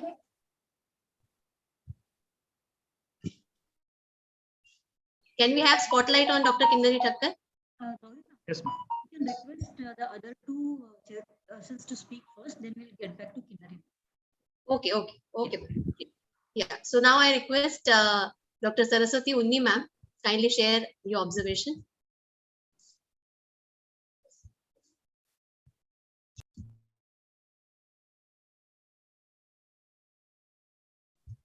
Ma'am, you're not audible. Kindly unmute yourself. I think now I'm Thank you, audible. ma'am. Yeah. Dr. Kamath, is he present here? Dr. Kamath, is he present here today? Dr. Kamath, is he present here today? Ma'am, he was there in the... Is left? Okay. And Dr. Vasundhara, Dr. Kavita Sharma, and all present here. I would like to thank the organizing committee of the conference, in particular, Mrs. Kavita Sharma, in charge principal and conference convener, Mrs. Rajeshri Prabhu, Mr. Vilas Mahajan, co-convener of the conference, for inviting me as one of the technical experts of the conference, this multidisciplinary e-conference on Sustainable Development Goals 2030, Challenges and Opportunities. organized by Vidya Prasarak Mandal's RZ College of Arts, Science and Commerce is critical and relevant today. It's an honor and pleasure to deliver my brief address to the gathering, in particular to the participants who have made presentation on key aspects of the Sustainable Development Goals. So, first of all, let me congratulate all of you for participating in this conference, which is meant to ensure that the concept of sustainability and development is owned by as many people as possible. There were a total of 8 presentations in my group, which comprised economics, environmental science, and other disciplines. And they spoke on a variety of subjects, an array of subjects from solid waste management to role of media and sustainable development, to education and sustainable development, gendering of media for gender equity, and a very interesting out-of-the-box thinking took place. Many of you have come up with innovative ideas, indicating that we now know how important it is to think out of the box. As far as clarity on the concept and the discussion is concerned, I'm specifically talking about students, because there were both students and teachers in the presentations. I think giving the concept a contextual setting along with a theoretical background would have added academic rigor, and I'm sure you must have done it in your papers, of course. And due to lack of time, I presume that some of you could not mention the methodology used for your research and conclusion drawn. Do ensure that they find a place in your written paper. Those of you who are able to follow a logical sequence of events in your presentation are obviously able to score more, because the general practice is to give an introduction, then state the problem, that is the issue under consideration, and conclude with a way forward. I would like to emphasize that all said and done, participation is more important than winning. Do you want me to say anything about the Sustainable Development Goals, or can I stop here? You have to tell me.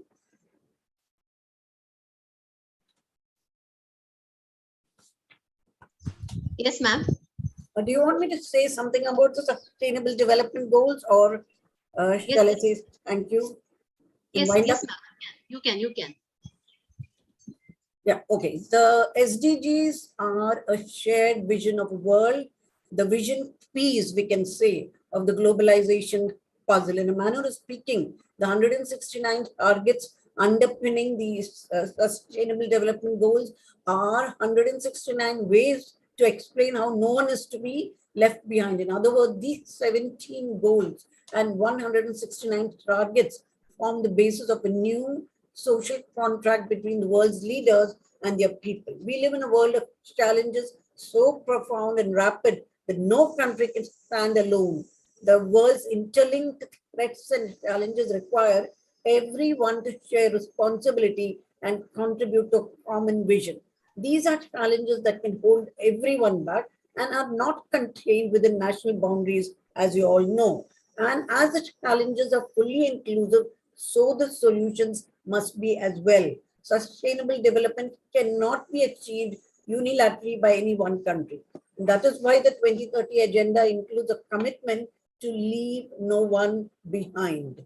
That is why we need to work together to find solutions that are sustainable and durable, and that recognize our interdependence with each other and with all life on earth. Many countries, as they begin implementation efforts, are reflecting whole of society and whole government approaches. They are connecting and coordinating across institutions and engaging with parliaments, local communities in unprecedented ways. In India, you know, the Niti Aayog is the principal actor. A number of countries are reviewing their national development plans, revamping or creating institutions, empowering local authorities and communities, and reaching out to people. However, it is the local governments and municipalities that are at the core of action. Global and national policies must be guided by the realities and needs of local communities and partnerships.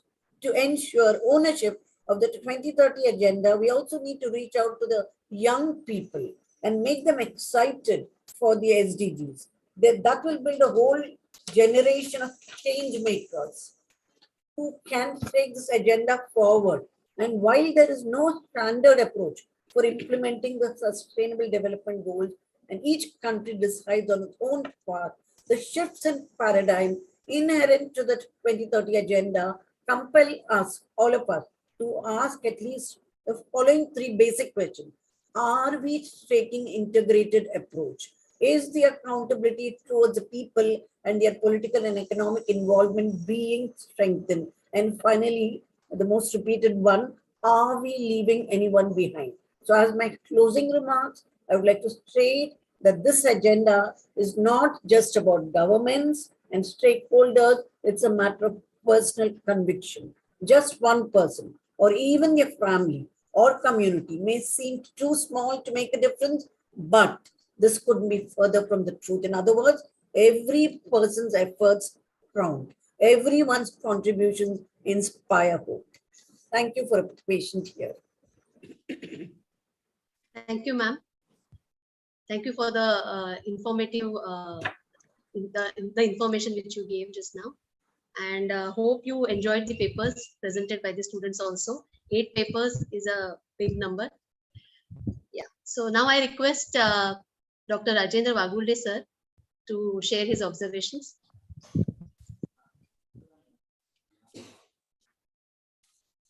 A very good afternoon to everyone. First of all, I am very thankful to Dr. Kavita Sharma Madam, Principal of the college, for giving the opportunity to work as a judge for this national level conference. And I congratulate to all the organizers, principals and management committee for selecting such a very important topic for this national conference, because today this sustainable development is a very important issue. And I have worked as a judge for the information technology, computer science and pure science group. There are total 7 presenters. Out of 7 presentations, I think 4 presenters are presented their paper, and a very good and informative discussion is there. They have not only presented the work, but we have an interactive discussion in our presentation. Whatever questions are asked, the presenters have given a very nice and very judgment for the presentations. And I am very impressed. One undergraduate student is there and she has presented very nicely.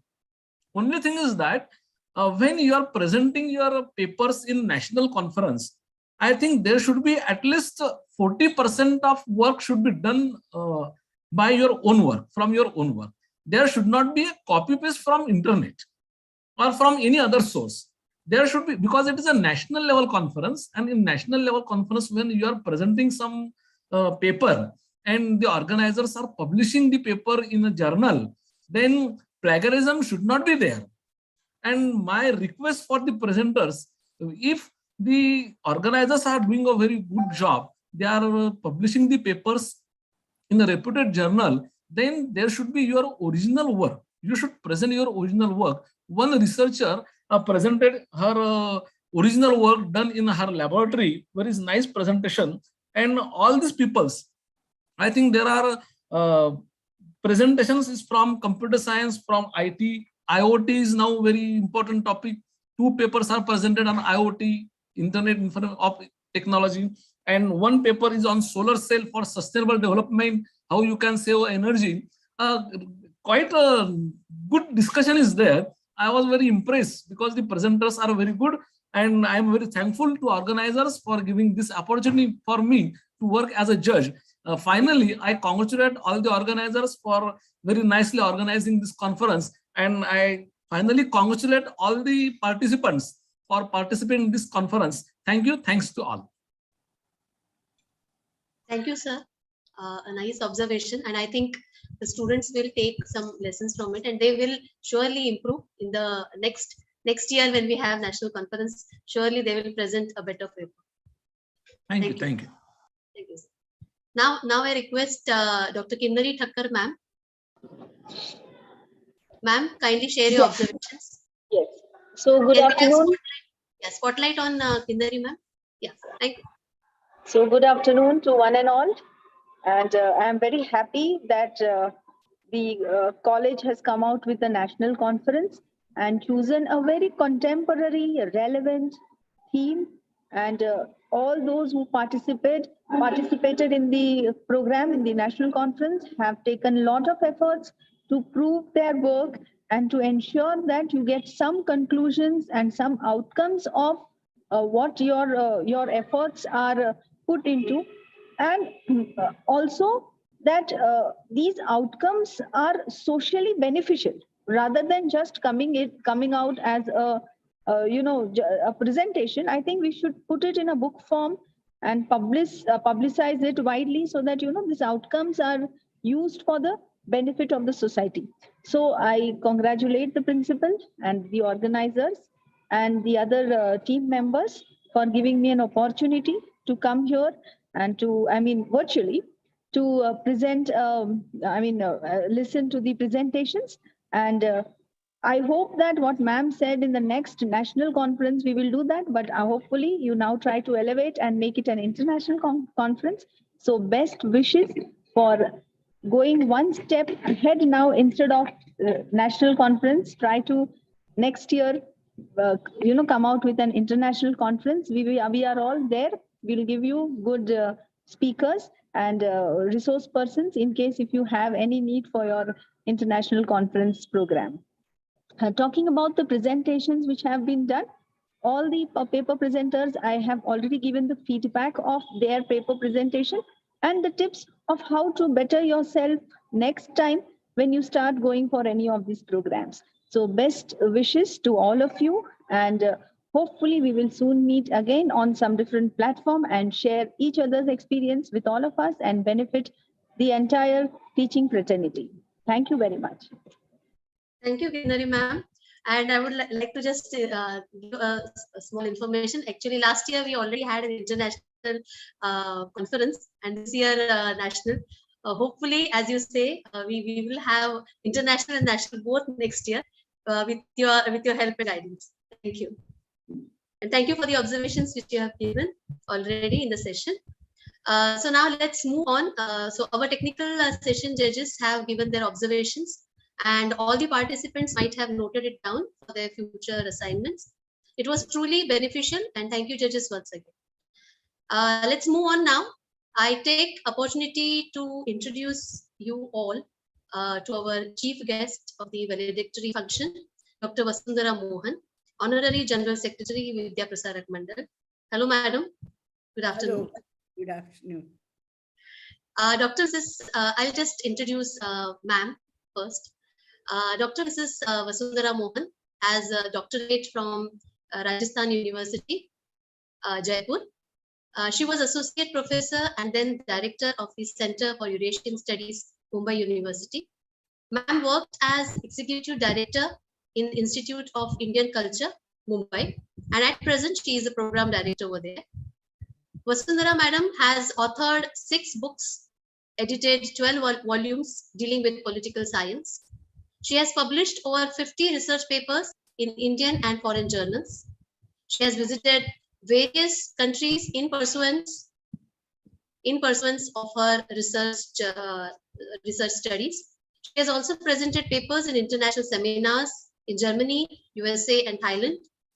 Ma'am has 3 research scholars in Mumbai University who got their PhD degrees. She has been recognized by the ICSSR as a resource person for workshop on research methodology. She has conducted over 20 workshops for research scholars, teachers, and students on research methodology, peace and conflict resolution, and women empowerment. Dr. Vasundhara Mohan is associated with VPM for several years and has helped in obtaining financial assistance. Ma'am, we would like to felicitate you with a virtual bouquet. Please accept it. Thank you. Can we have the virtual bouquet? Yeah. Yeah, it's a okay. Actual also is given, Anjanika ma'am. Madam, I would request you to kindly address the function. Thank you very much.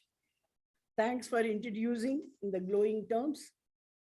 Well, first of all, at the very outset, as many of the experts have expressed their opinion, I should congratulate Dr. Kavita Sharma and her team for this excellent seminar. To organize this web seminars for a college, it's really a Herculean task. And I think, they have done a wonderful job. And I was a bit late, and as I was held up in my institute, and when I came already, the technical session was on, and I had the opportunity to listen to those papers. Well, yes, the enthusiasm was there because the subject is really very important. And why did we need, one question nobody answered. Why did we need this sustainable developmental goals? What was it before? The UN had the Millennium Goal. What happened to that? Then why did we again come back after 2016 by we started, and what happened to that? See, the Millennium Goals, although almost, the concepts were the same, we could not, enforce very strictly the items. Hence, again, UN thought we have to change the concept, bring more pressure, and involve everybody so that there will be a global sustainable development. Well, even this, I for one would say, is a very ambitious plan, because there are 17 variants where, sustainable development has to be achieved. And I don't want to repeat those 17, because as I have seen already, sessions have discussed those items. But are we not ambitious? Because the geographical, the political, and the economic situations in the globe are different for different countries. What is good for US is not good for India. And what is good for Africa is not good for us. What is good for East Asia may not be good for us. Yes, because we are living in the globalized world, a very coordinated effort is very essential. Then comes to my mind, are we embarking on an ambitious plan? Because especially the developing countries, as we have seen, the basic necessity of sanitation, a woman to use the toilet for a right morning ablutions, are still not fulfilled. Well, the education, universalization of education, still not fulfilled. Don't think I'm a pessimist. I will also come to because the papers already discussed, what are the optimistic pressures that they have undertaken. But to me, it looks that we talk of peace, global peace. Where is the global peace? The very neighborhood in Sri Lanka, we saw what is happening. All along, it was ethnic tangle, that is between the minorities and the majorities. And now even the common public has come down to street because they don't have anything to eat. They don't have jobs to take. They don't have, even the consumer basic goods like firewood, gas, or whatever it is. So this is a major challenge. And then we have, we are living in the global world. See, look what happened in Ukraine. Ukraine was really a very, because I know I've gone, and it is really a very well-developed, established system they had. Just because the bigger brother, like the president of USSR or Russia, did not like that Ukraine to become a European power or to have the nuclear ends. He just tried to destroy one day, and until today, people are dying. What are we doing? Whole world in the beginning, they thought, yeah, we will help, but did it give any success? No. Entire devastation, including the civilian like hospitals, schools, the children were shot. So this is again another challenge. We talk of sustainable peace, but where is the peace? And even in India, we have poverty. 60% of the rural areas, people live in a malnutrition condition. The children especially, if you look at the statistics of WHO, the developing countries are really alarming. 40% of the women are anemic. What do you expect from such a sick woman to give birth to a healthy child and a healthy development of the brain? It is again another, a crucial point that we have to think of. Well, having said this, what is or where is it going to end? We may make 10,000 promises because we are in the UN, United Nations membership, but ultimately you cannot ignore it is the policy makers of any country that is more important. Until and unless the policy makers takes it seriously. When I say seriously, the free construction of toilets, what happened to it? To some extent we did. Some state they did, other state didn't do it. And some state did it for namesake. In 10 months time, the tiles and commode, everything without water got clogged and they're not using. And what about the poverty, the hungry? The hungry mouths have to be fed. If you look at the population of India, or even you take, for example, African countries, take, for example, Sri Lanka, are we sufficient to feed all the lower income or the poor people, giving a subsidy or supplying them a free ration? No. That is why when the sustainable goal, we promise that we should have equitable development. Are we going to succeed in that? Equitable development is not going to happen in any democracy or capitalist world. The rich will get richer, poor will become poorer. In fact, the present government supplied free cylinders in the beginning to all the people with below poverty line. And today, and they were getting subsidy. So they went ahead and bought cylinders, stove and everything. But what is the position today? Today is 1100 rupees one has to shell out, whether he is rich or poor, to take the cylinder. Can he afford it? I'm just citing one example. And the food grains, subsidy cannot go on for a long time. I know our country cannot afford that. But even the free rationing, there is red tapeism. We have a lot of parochial differences. And I mean, it's not that I don't believe in development. Yes, we are marching ahead. But some of the major aspects like education and health, rural health, what have we done? Where is the health scheme for them? People are dying without medication, and snake bite, it has become a regular affair. And all the rural areas are totally still neglected, not only in us, in majority of the countries. Then comes education. Free education is not going to help them, because the basic attitude a parent in a village thinks, what is there? He goes to school and learns. At least if he helps me in some washing the utensils or working in a small hotel, he earns me some money. This is the attitude. Although, I mean, our Prime Minister is really bent upon, insisting that every child should go to school, free books, free ration, free bag. But even then, that attitude of education and its importance, it's still not percolated to the rural areas. So this is again another challenge.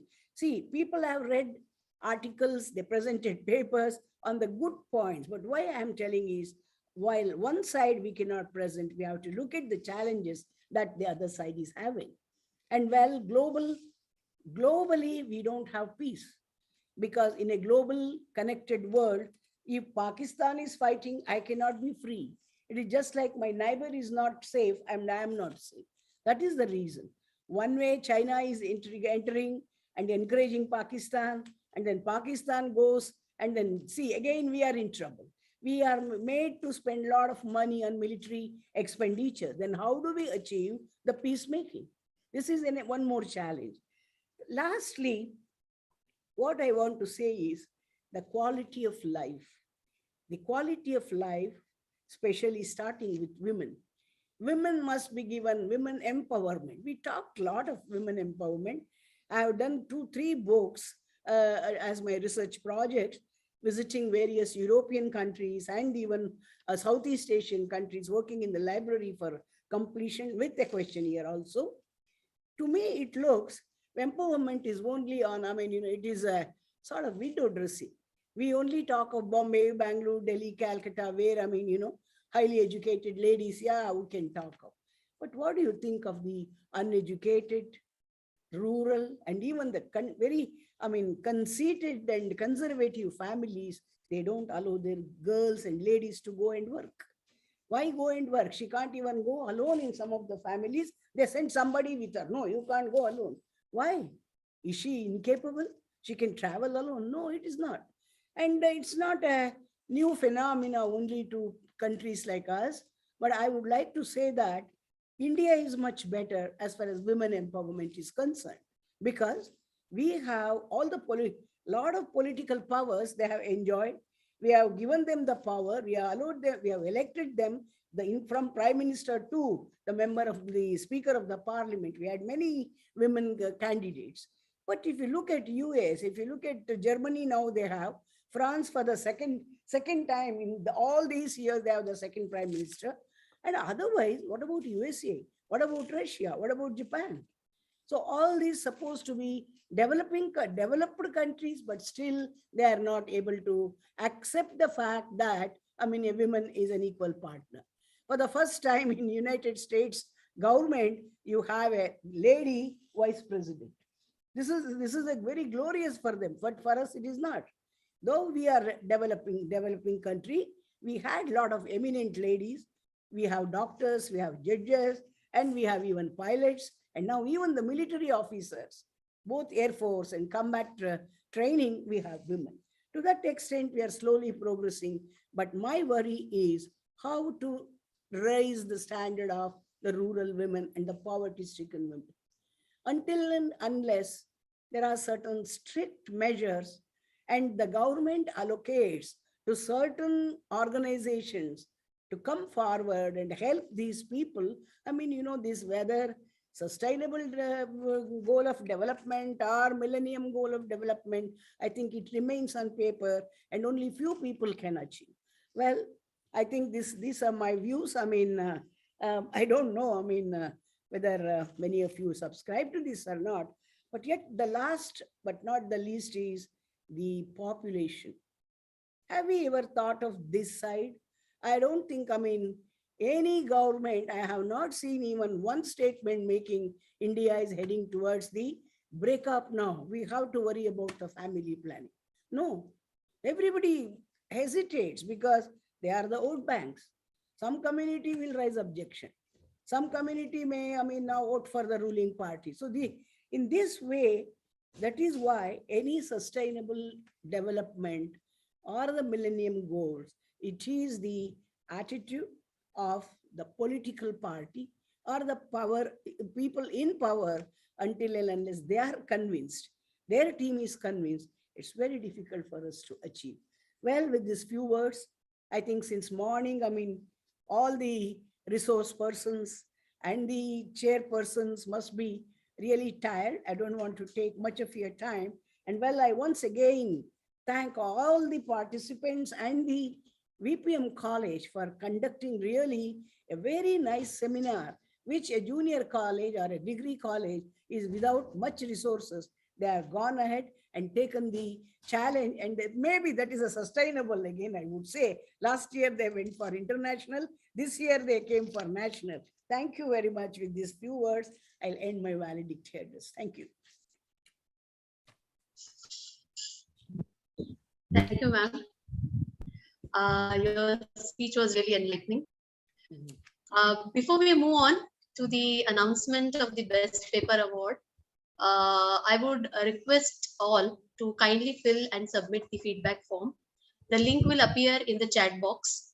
Your suggestions are prestigious, that is, are required for us and will help us to improve further. Now, here for the Best Paper Award announcement, I request Dr. Vasundhara Mohan ma'am to do the needful.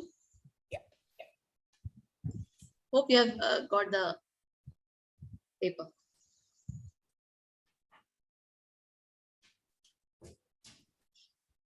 Yeah, once change is not to proceed.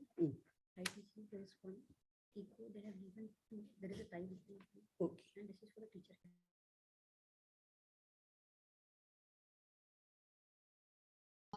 Ma'am, can you just unmute yourself? Vasundhara ma'am, can you just unmute yourself?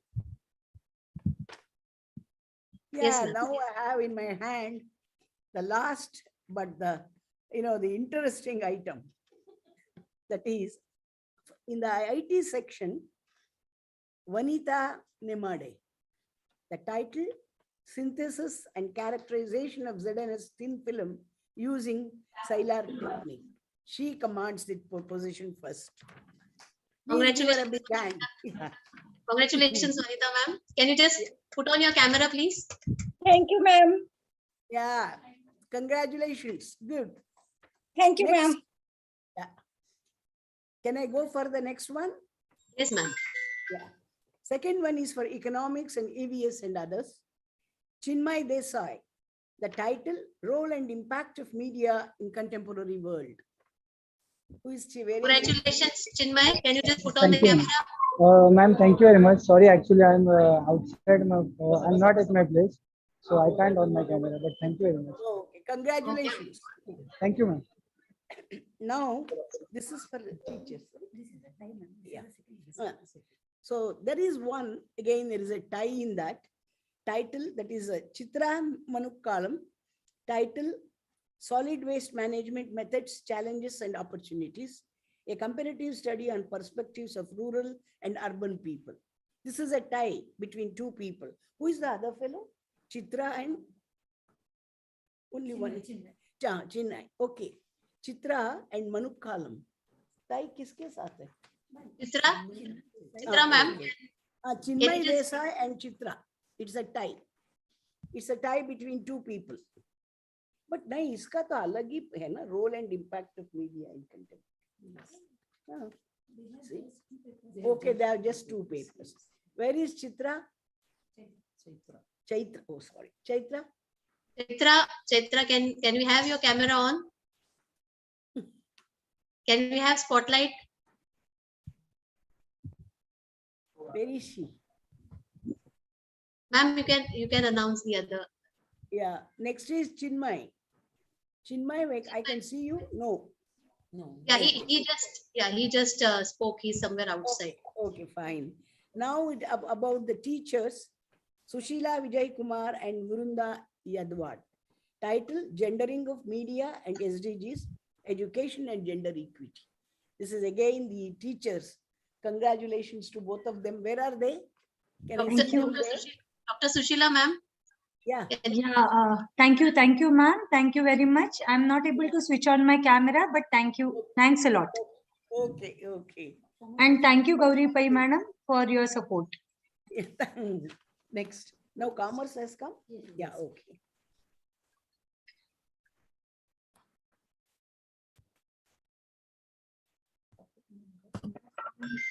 Just a moment.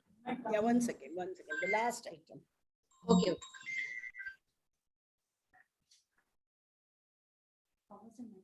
Yeah.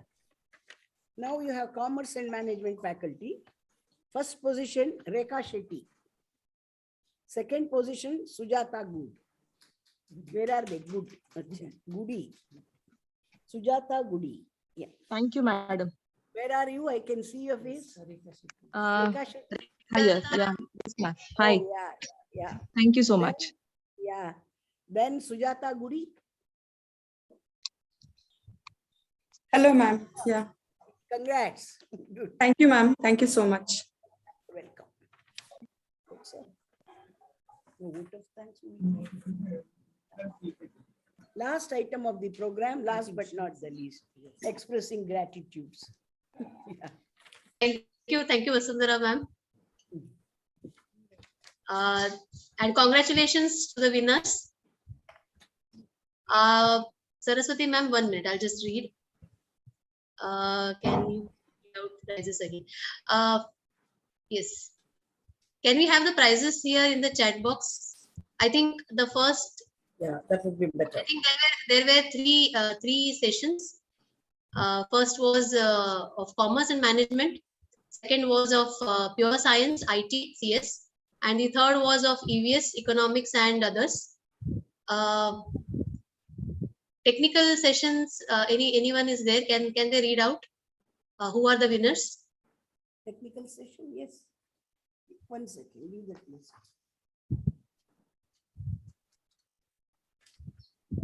Anjanika ma'am, can you please? Yes. Because I don't have the yes. names. Yeah. Yes, madam. From the ITCS is Vanita Nimade. From ITCS, there is Vanita Nemade. Economics EVS Chinmay Desai and Chaitra. Economics and EVS, that is from students, that is Chaitra and Chinmay, they are sharing. Yes. Then from teachers, it is Sushila Vijay Kumar and Vrunda. Yeah, and from teachers, it has been given as Dr. Sushila and Vrinda. Yes. And from the commerce section, it is first position Rekha Shetty. From commerce and management, it is Rekha Shetty. And second position is Sujata Gupta. And second position is Sujata Gudi. Saraswati ma'am, hope and all of you might have got the names for the best paper award. Is it fine, ma'am? Saraswati ma'am?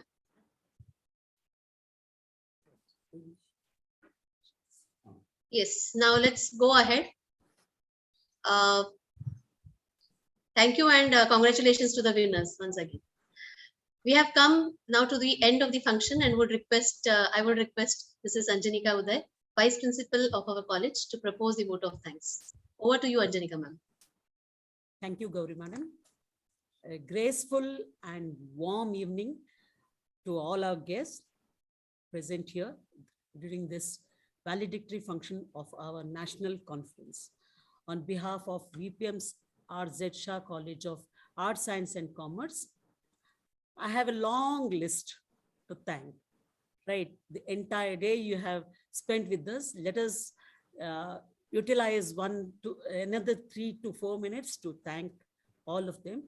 Firstly, I have to thank Dr. Vasundhara Mohan madam. Right, she has come at before 12 and she's here. She wanted to check all the paper presenters and she was, I'll tell, she was shifting from running in the break rooms from one commerce session to IT and then again to economics. And maybe she has watched all the students, right, all the scholars presenting. And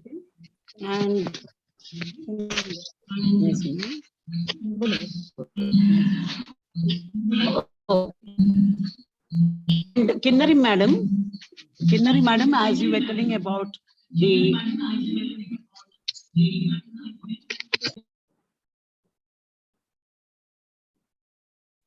Am I audible? Yeah, now you're audible. Yes. Okay, about the international conference, as Gauri madam said, last time we had the international conference, but now to sum up all the research, the presentations now, Vasundhara madam has given the insights of an international conference.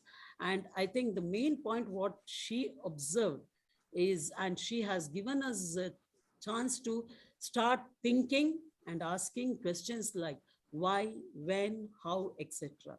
So thank you, madam, for your guidelines and really guiding us and to think a lot. Right. And now what can I say about the chairpersons of the technical sessions? I think Dr. Rajendra sir, Dr. Saraswati madam and Dr. Kinnari madam, your valuable suggestions to our scholars will really help all our scholars to improve better in our next international conference. The same paper presenters will be here and they'll be coming with very good papers. Right. Then the next question, thank you, board has already come. So that means I have to finish with the thanking list. I've got a very big list now. Right. I have to thank our management, a very, very supportive management who always supports with all activities of the college, the extracurricular, co-curricular activities of the college. And thank you, right, management members for your support always. And then we have our CDC members, the College Development Cell members who are also supportive and with the innovative ideas. They come up with innovative ideas and we work on that. So thank you, CDC members. The in-charge principal, Dr. Kavita Sharma, is the main person behind this conference, right, madam? Our own principal I'm thanking, but it is necessary to thank our own principal here for motivating us to carry on with this national conference. We have many institutions running under Vidya Prasarak Mandal. The heads of all the institutions and the staff members, many of them were present during the first session and the even during the technical session and the valedictory session. I thank one and all of you. We have a long list of teachers, the technical staff, IT department staff, the oration student teachers, teaching and non-teaching staff who directly or indirectly were participants participated in this event, and thank you all of you. The thanks in the thank list, the list has to go to the long list of research scholars, the paper presenters, participants who have put the papers. Many of the papers will be published now. All of them did not opt for presenting today. Many papers will be published, and their guides, along with the paper presenters, I would like to thank their guides also, without whom this event would not have been a success, or we couldn't have even conducted this event without the papers. So thank you all. Thank you, the invitees and guests who have come and appreciated our efforts. So thank you, one and all. Thank you, madam.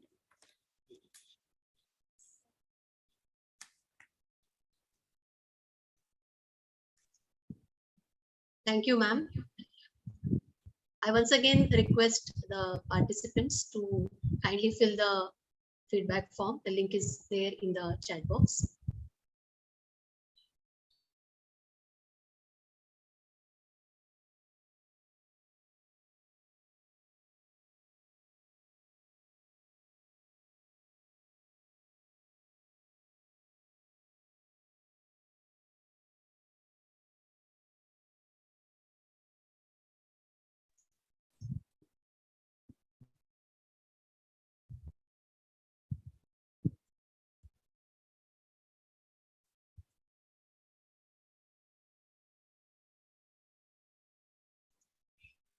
Thank you, Saraswati ma'am.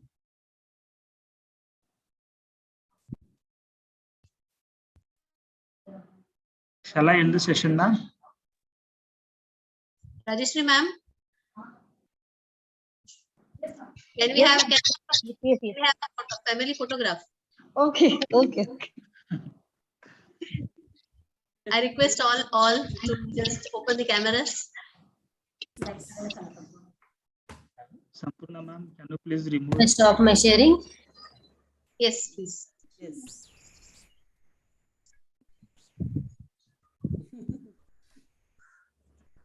Vilas sir is in spotlight. Oh, I forgot to thank Rajeshri.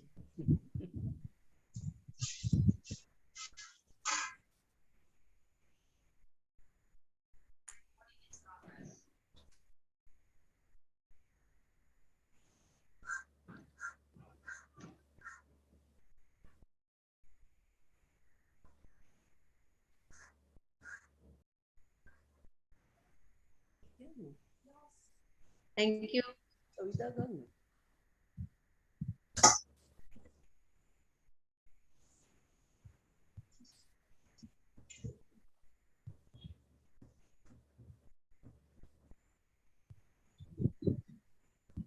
Thank you, everyone.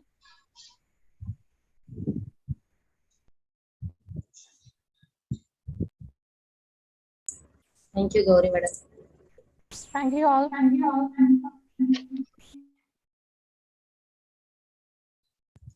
Thank you, Sapurna ma'am. Thank you, Priyanka ma'am.